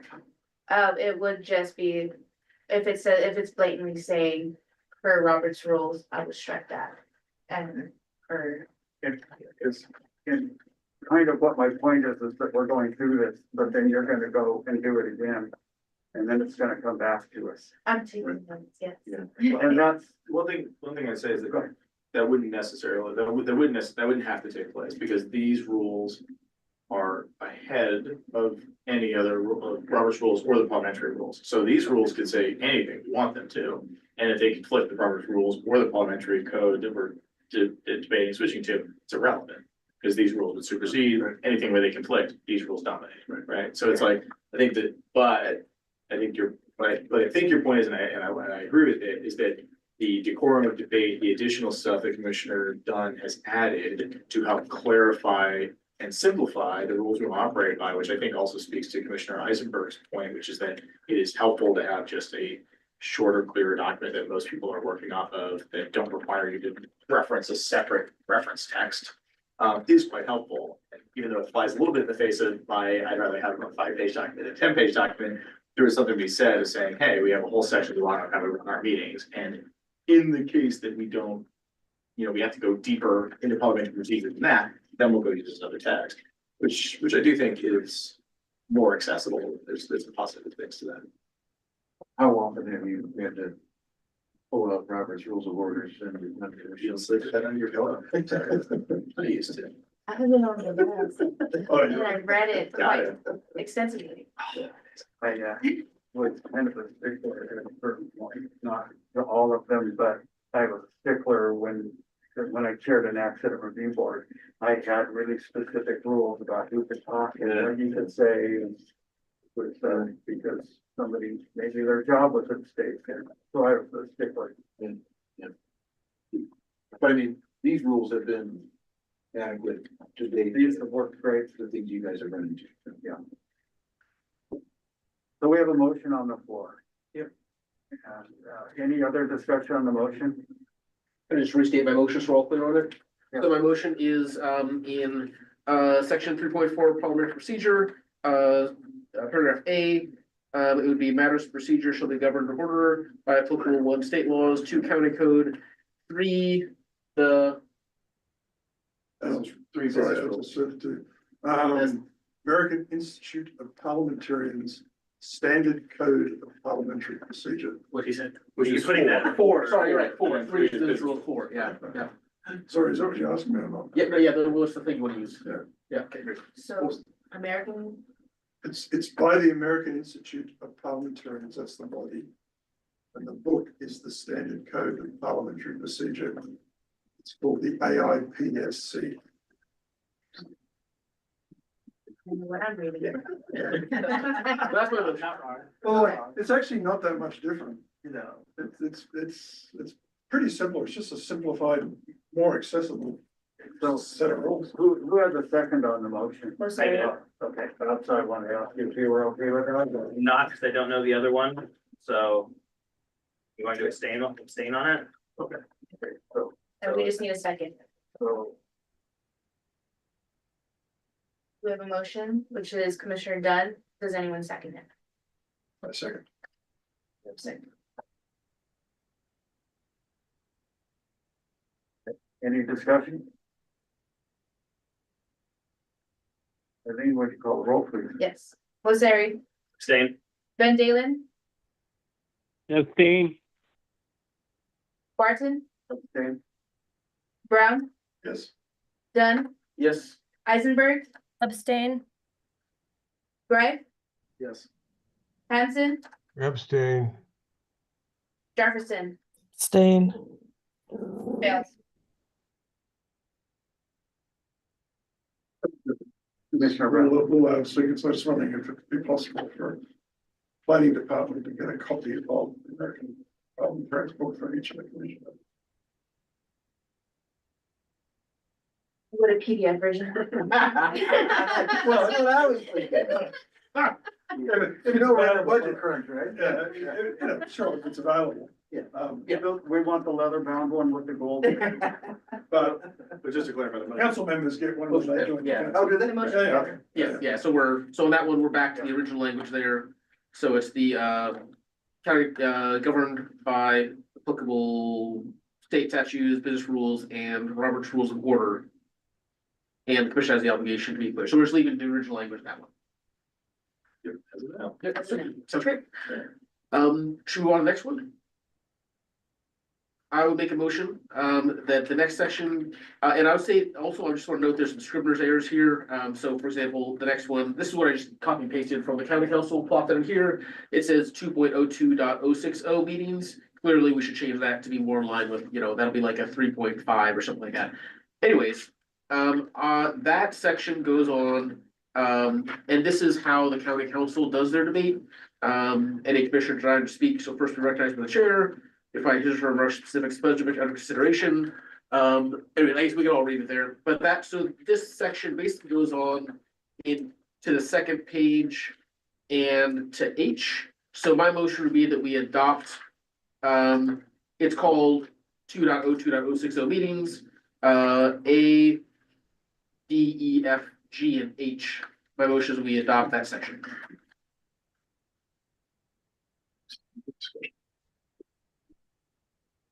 Commissioner Masseri. On item H, I think there's a typo from when you copied and pasted it.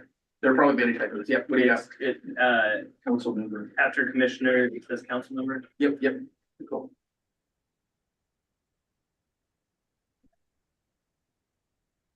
You have a motion in a second. Yeah. Commissioner Dunn, go ahead.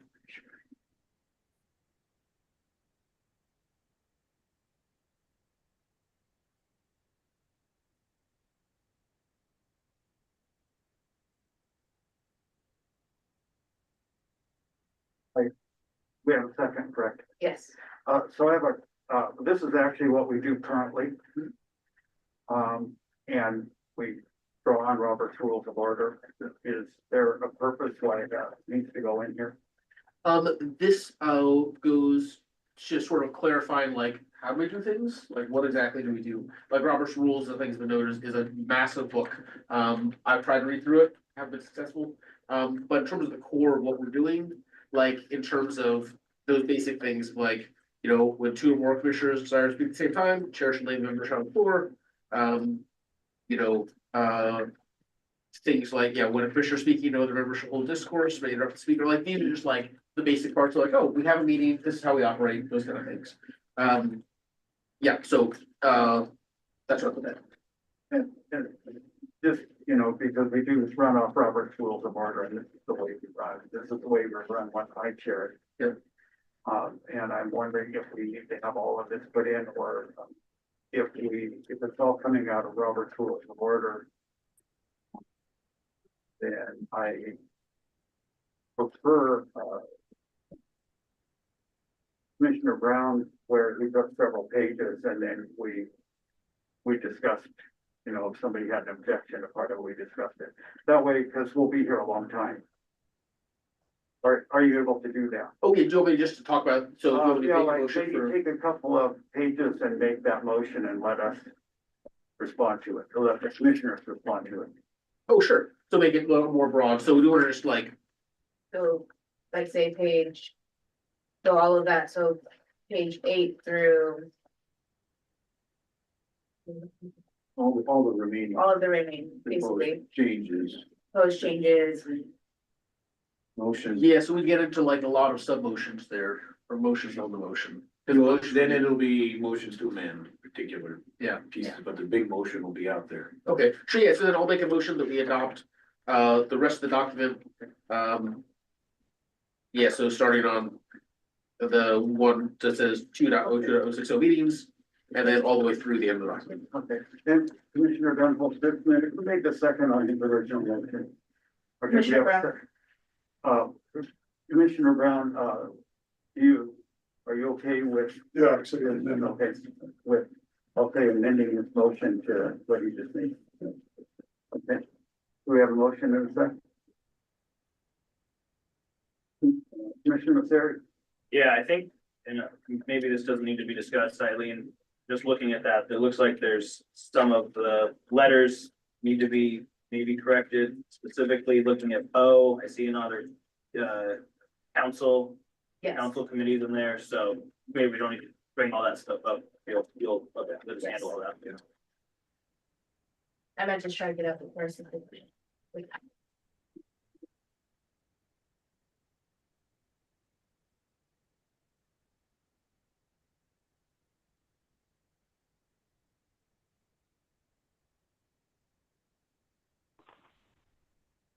People are looking this over. Is there any discussion, questions? I'll discuss a big part of this one, so, on the, part about hearings. Which is, I don't know what page numbers here, but it is. I guess it's. After N and O, it says the chair opens the public.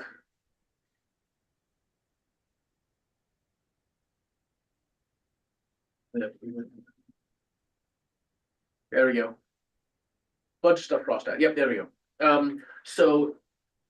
The way that we run our hearings, I think is pretty straightforward. You open the hearing, talk about stuff, staff report, those kind of things.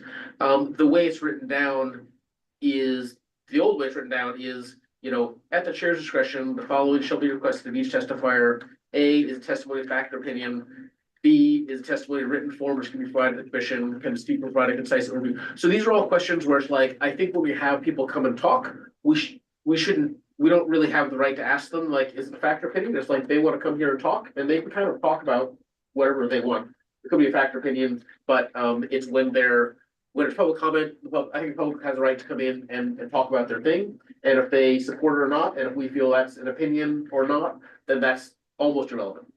So a lot of the changes here are about making it just aligned with how the county council does their hearings, which is basically chair opens the hearing, says, hey, this is a public hearing. The public has 3 minutes each person to come and talk. You talk about the subject that's there, and then the commissioners get a chance to talk, with the addition of kind of the format that we have, which is that the staff members talks about it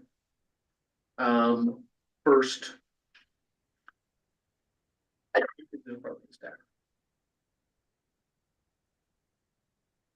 Oh, yeah, so I guess where it starts is Article 4, so we can back up just a little bit.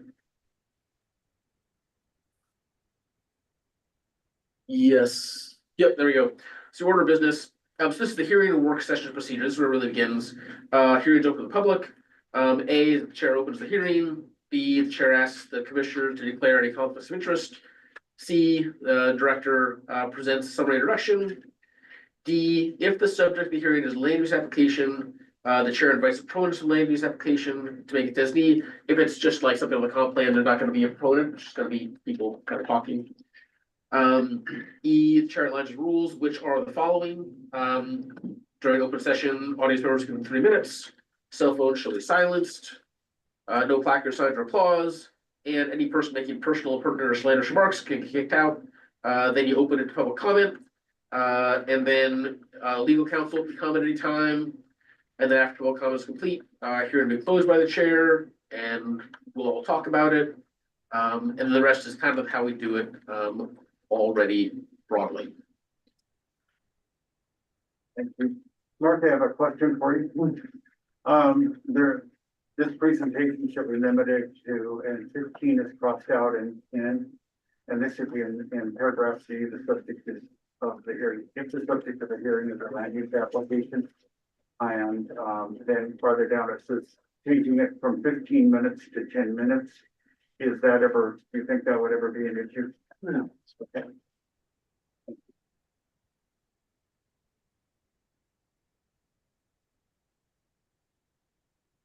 Any questions, any comments? Commissioner Masseri? Yeah, I got a question.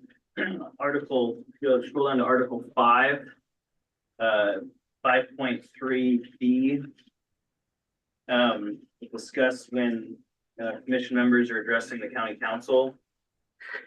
It crosses out the last little bit, and it kind of changes when people and how they can represent the commission in front of the council. Before, it says that they could just reflect that they were supporting the majority or minority view. Now it says it's at the permission of the chair. Is it appropriate to just have the chair deciding when we're getting represented at the county council level? Maybe it is. I don't know. I haven't ran into it that we've had sent representatives had people representing the commission specifically in front of the council. Usually they have said I've gone as myself when I've seen that happen. So I'm kind of just asking the question. Yeah, I guess just to respond to that, my intention for there was that, like, I might address the county council, but I want to make sure it's super clear that, like, when I'm talking in individual capacity, my opinion is this, versus like, hey, I'm here on behalf of the planning commission and the planning commission thinks this. And I'll make sure that if I go in front of county council and say the planning commission thinks this, then what I have is something the planning commission has approved, and I'm reading the document that says the planning commission, da, or whatever. And it might be a little too draconian to say you have to do the permission of the chair, so maybe we can back off that language. Well, and I agree that if they're gonna say they're representing us and not as an individual, that it should be approved by the commission. I just don't know. I was just questioning, is it just at the behest of the chair or is it by approval of the commission? You know, I guess that's what it's. Commissioner Brown? There is nothing that I can recall at the county council level where the decision is made solely by the chair. It's always by the affirmative vote of the majority. Whether that's a presentation to another body or writing a letter, say, to the governor or whatever the case may be. I really don't, I can't think of anything where the chair has exclusive authority on any matter. Other than operational meetings. Commissioner Hanson? Sorry if I'm asleep at the switch here, but I don't like the changes in the first part about the minority report, because considering that we're having these remote meetings, getting all the members who voted against a motion or voted for a motion that didn't pass isn't too workable, and the county council could certainly review the public record of our meeting if they have any doubt about how this motion fared. So I think the shall, or I think the may be, should, etc. Should be fine. Commissioner, would you be, could you make a motion to strike those changes? That way I can second it. I would make a motion to strike the changes in A, and I think we're already having discussion about B that I don't want to take leadership on. I'll second that amendment. Point of order here, do we have a motion on the floor? We do, and he just, Commissioner Bright just corrected it, that it's an amendment to the motion that I was going to, but he was ahead. So the motion on the floor was to adopt all the changes to the document, right? Yeah, And so now there's a motion that we can debate to strike the changes to 5.3 A, made by Commissioner Hanson, seconded by myself, and I will add on to Commissioner Hanson's comments. I think just like in the Supreme Court, where you can have multiple minority opinions, it's important for any commissioner who feels like they have a minority opinion to be able to present that in written form if they so choose. And the way that the changes have been included would require, at least in my reading, all of the members who disagree to find a way to disagree together and be on the same page, which I think would then hamstring their ability to all agree on the same thing. And like, you could disagree for totally different reasons, and I think we need to respect that. Okay, and so that was, and so this is an amendment to his motion, so what we need to do now, Eileen, do you have the amendment that you can read back to us? Okay.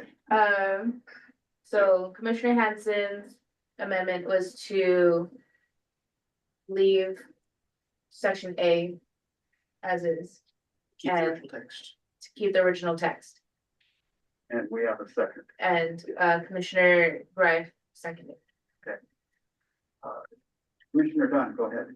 Yeah, so my thoughts with this one was that, if somebody goes to the county council and says, you know, the minority opinion was this, then it really is that the minority of people who were there all together agreed with the thing.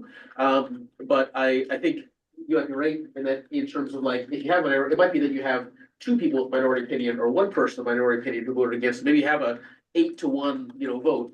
And then it's, it's just one person, but that person should certainly have the right to go to the county council and say, hey, on this thing, my opinion was whatever. So I think when I read this again, I think I would support those changes to make it a little more open to be like, if you want to go and talk about a thing as a minority, just say, hey, it's the minority opinion. I think that makes sense to me. So I would support the motion to keep the original language in this one. Do we have any more questions or comments on the amendment? Seeing none, Eileen, would you call the roll, please? Sorry, can you repeat the amendment? So the amendment to the original motion is to keep section A of 5.3 as is. Without Commissioner Dunn's suggested revisions. So it's a vote to reject the proposed changes. For section A, yes.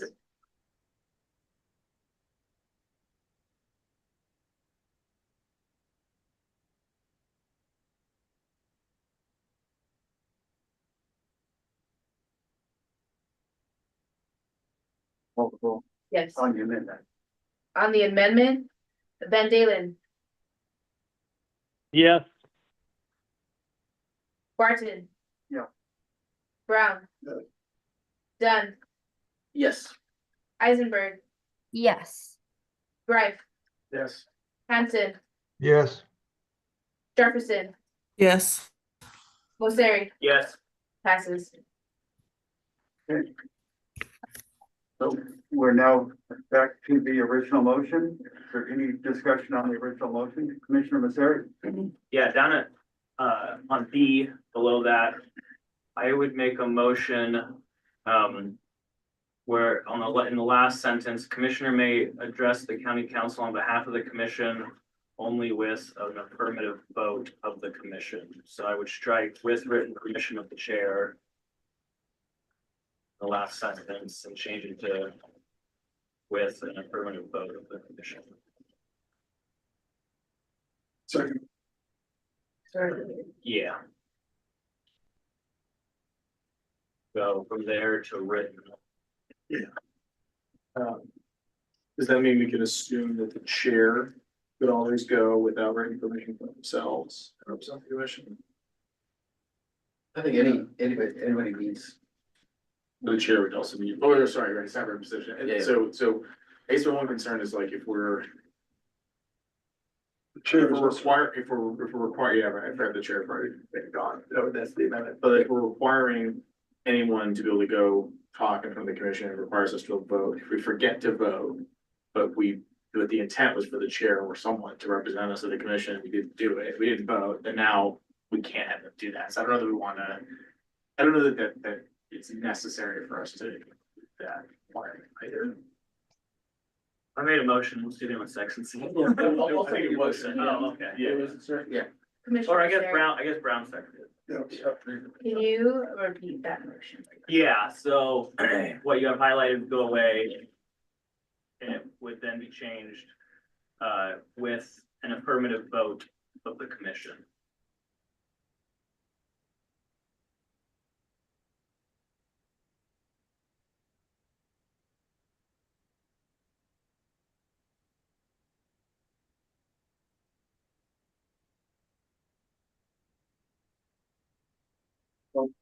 Did you very good second?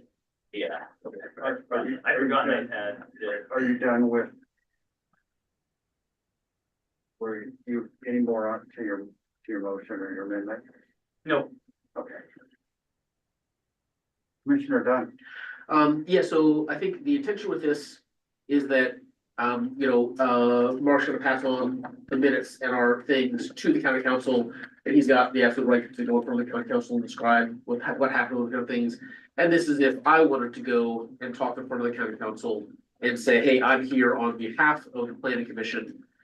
Then I would need, the referral vote of the commission. So I think that, I could go and speak to the county council in my individual capacity and say, hey, the planning commission had this meeting, you got this stuff from, Mark, and I support or whatever, but I was gonna say, hey, I'm representing the planning commission, that's like a higher standard, like a higher bar, I think we need to have a little more protection about that, so that I don't get to just go and say, hey, you know what, planning commission thinks this, so you should do it, that kind of thing.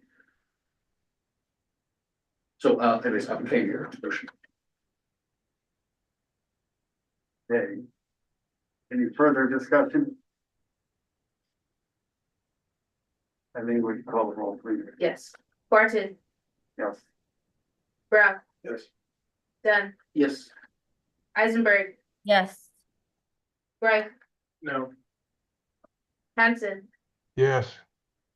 Jefferson, Yes.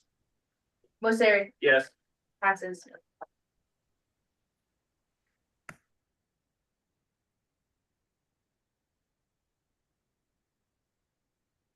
You skipped me, but I would vote yes Oh, anyway. and David, I'm so sorry, Van Dalen, I apologize, Van Dalen.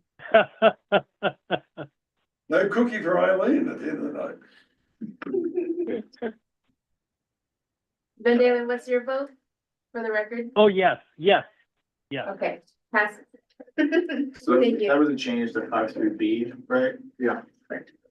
Presumably we want to make a similar change to 5.2. Because also currently it's changed to say must have written permission from the chair. Yes, hold for a moment. Commissioner Eisenberg, go ahead. Yeah, I just have a quick clarifying question. I'm not changing my vote, but we can talk to county council members just in general, because if you see them in public, right, you don't need written permission. Is that correct? It's about a specific issue. It's just basically saying that you can't say I am representing the commission. Okay. Yeah, so 5.3B, any commission member may address the county council on any issue as an individual citizen and not on behalf of the commission. So yeah, anytime you want to talk to them, you're obviously free to do that in your individual capacity. Okay, thanks for that clarification. Commissioner Bright, go ahead. Yeah, I was gonna say the same, actually, I guess one thing I'm struggling with is 5.2 and 5.3 seem quite redundant. And there must be something I'm missing there, but they seem like there's a lot of overlap. I actually don't understand which varies and what surface test, but anyway, one of the changes was to add must have written permission from the chair to 5.2. We just take it out of 5.3 and changed it, so presumably we want to do 5.2. I think it'd be good to just entertain a friendly change that we just voted to do the thing at 5.3B. We just want to do the same thing at 5.2. We don't have to debate it and have a big discussion over it, but I just want to point out that language is there as well. That's the motion, I second. Should be consistent. It's a friendly amendment that I'm hoping we can do in the, since we didn't change the rules around friendly amendments and stuff, we could just do that. So, Yep, that's right. I'm laughing because we've talked about making this so tight so that you couldn't do these things. But we And- voted that and- down, right? and I- We voted that down. Yeah. And what I said that there are occasionally things like this. Yeah. Rather than going through that whole process.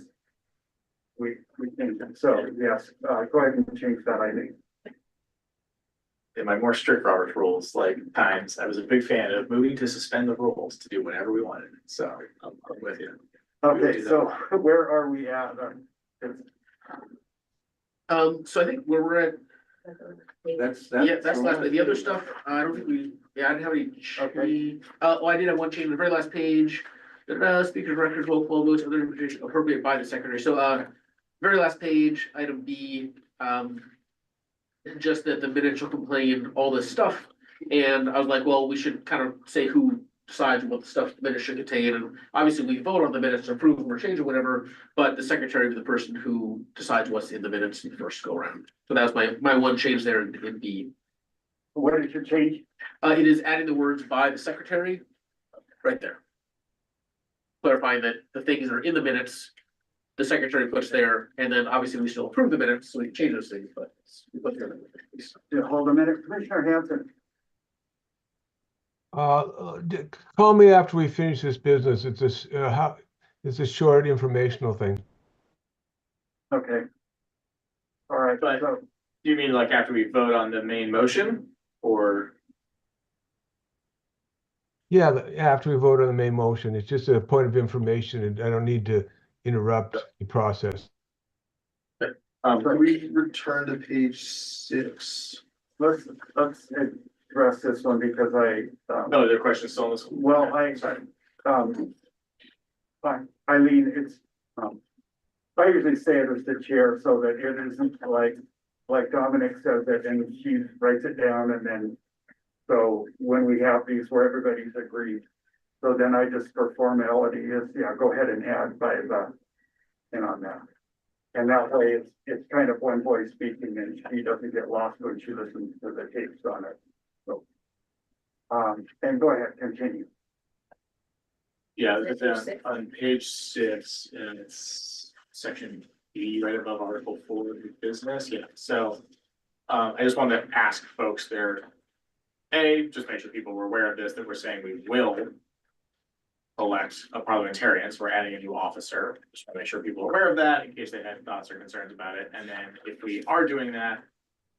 Is that gonna take place immediately after we adopt the business rules, or does that take place the next meeting? Yeah, we just figured I'd just bring that up for conversation. So is that part of your motion? Part of the motion is to say the commission shall, by majority vote. I think you had other groups that have been part of that are more strict Robert's rules. There's pretty much always somebody who can refer to and say, hey, you're the decision maker, you're the parliamentarian, what's the rule on here? We don't really have that as far as I know, but it was in the rules. So my change is to say from may to shall, but I think the conversation of like, do we need a parliamentarian? I think that's a good question, or we just kind of take it. Yeah, not that I'm the only one that knows it, but the chair generally makes sure that we're following parliamentarian, which we just. We didn't officially go through the lex suspendum for a minute to add those two rules, but the chair usually does. And then anyone, and for instance, any one of you and Commissioner Masseri has done that and said, point of order and raised it. And that has worked really well. So the reason to your point, the reason I'm raising this is that if we vote on the motion as is currently and make this change, a parliamentarian will be elected and point of orders will no longer go to you as chair. It would go to the parliamentarian, I think in those cases. You like, So that's whether, I just want to make sure that everyone's aware that that would be the new process, if that's what people want. I'm fine. you wanna make an amendment to remove that? I don't have a problem with it. I just think some people should be aware that that's in there, because there's just a lot of text in here, and I just wanted, you may not like that, and I just want to make sure people are aware that that would be changed. And it won't be, when I'm gone, when I'm not here, it'll be Commissioner Brown, but, Commissioner Hanson, go ahead. Well, in light of that comment, I'd like to move that we retain the original language. May is reasonably flexible. I'll second. We have a motion and a second to retain the original language. Is there any discussion? I'll just beat my dead horse of, may versus shall, but I'm not wedded to this one, so I want to keep the original language. I'm not. Commissioner Masseri? Mark, have you ever seen a time when the planning commission had a parliamentarian? No. This is from the council's, code of order, and the council has had these issues as they get into, very different issues than you guys have to get into, or will get into, where sometimes there is. The council will get, But they're in the next. yes, yes. But no, we've never had an issue with it here. Okay, so we have a motion to amend. Is there any discussion? Andy, would you call the roll, please? And it's to amend, shall to, or leave shall, eliminate that and leave may in there. Keep original text. Thank you. And for the record, the section is, right? 2.02.06, section B. Yes. All right. It's, It was out of order, so it's after H. H and this is supposed to be I. Yeah, I struggled to name one section we were talking about, that's why I said middle of page Yeah, 6. yeah. I'll make a motion about Schumer's errors after this. Yeah. We're correcting the error. Yeah. Yes. Okay. Brown. Dunn, Yes. Eisenberg, Yes. Greif, No, Hanson, Yes. Jefferson, Yes. Mosseri, yes, Van Dalen, yes, Barton, Yes. passes. I'd like to make a motion that we allow the secretary to make Schumer's errors changes. So for example, all these, like the letters are off, that number before where it says 2.02060. Just to be able to go through the document, not to make any material changes, but just to correlate the lettering with in the Whatcom kind of fashion. Okay. We have a motion and a second to allow the secretary to make the appropriate corrections for section numbers and letters. Any discussion? And then would you call the roll, please? Yes. Dunn, Yes. Eisenberg, Yeah. Greif, yes. Hanson, Yes. Jefferson, Yes. Mosseri, yes, Van Dalen, yes, Barton, Yes. Brown, Yes. passes.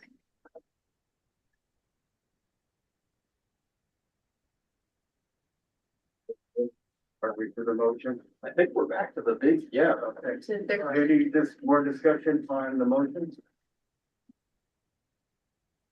Seeing none, Eileen, would you call the roll, please? Yes.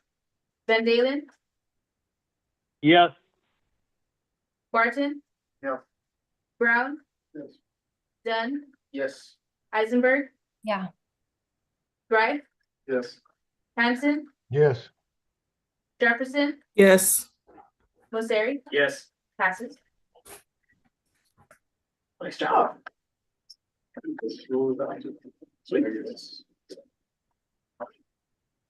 We will, bring these back, a clean version back. Your next meeting, on the 27th is, we'll resume with the countywide planning policy. And, bring these back for your review, part of that meeting. Okay. And Commissioner Hanson, Just a quick one for, I don't know, if it probably applies to all of us, but when I have a private meeting with, say, a lobbyist, someone from a public interest group, or a county council member and speak about business that's going to be on our agenda, during the commissioner comments period, I report that that I had that communication. thank you, Commissioner Hanson. Any other unfinished business? don't believe we have any new, Commissioner Brown. Jim, I'm not sure you need to do that unless it's a quasi judicial decision coming before the board. If you choose to do that, of course, it's entirely up to you. But I don't think there's anything in the rules that requires you to do it. So, Oh, thanks. We have, many have had the practice of if it's anything that could be considered or thrown out, like you had favoritism or things like that. We frequently will come in and say, I had a conversation with so-and-so, and it does not affect, particularly if it's not a topic, it does not affect how I voted, just so that it never comes back like, were you hiding it or things like that. You're not required to do that, but we have made it as a practice. no, and I guess I would just encourage people to read RCW 42.36, because that tells you what the law says. The law is actually a pretty good guide as to why you should behave. So, Mr. Chair, would it be beneficial, to the commission if we scheduled, our attorney to come and talk about that? You guys could ask questions of him and about, conflicts of interest and appearance and fairness and all that stuff, and when you're quasi judicial, when you're not, and all that. Would that be good? I think, and I think, we've got the training for the OPM, which came out, and I'm sure we've all certified ourselves for those. But I think if we wanted to have just a quick discussion about that as well, just to kind of go over, I think those are great. I mean, it's a huge part of what we do. I think it'd be great to make sure we're all on just the same page. That's something I could try to schedule with Kellen, and probably be good to schedule at the same time we bring back the new version of the rules. Yes, we tabled that. Right. Oh, right. So would it be the final version? Because we still have to discuss that. Right, I'll just have to talk to Matt about the timing and Kellen about the timing of that. I don't know that we could do that on the 27th. But if not, we'll do it as soon as we can.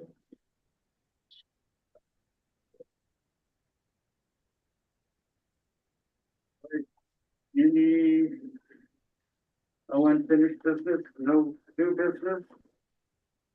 The meeting is adjourned. Thanks, Commissioner. Thanks a lot, everybody.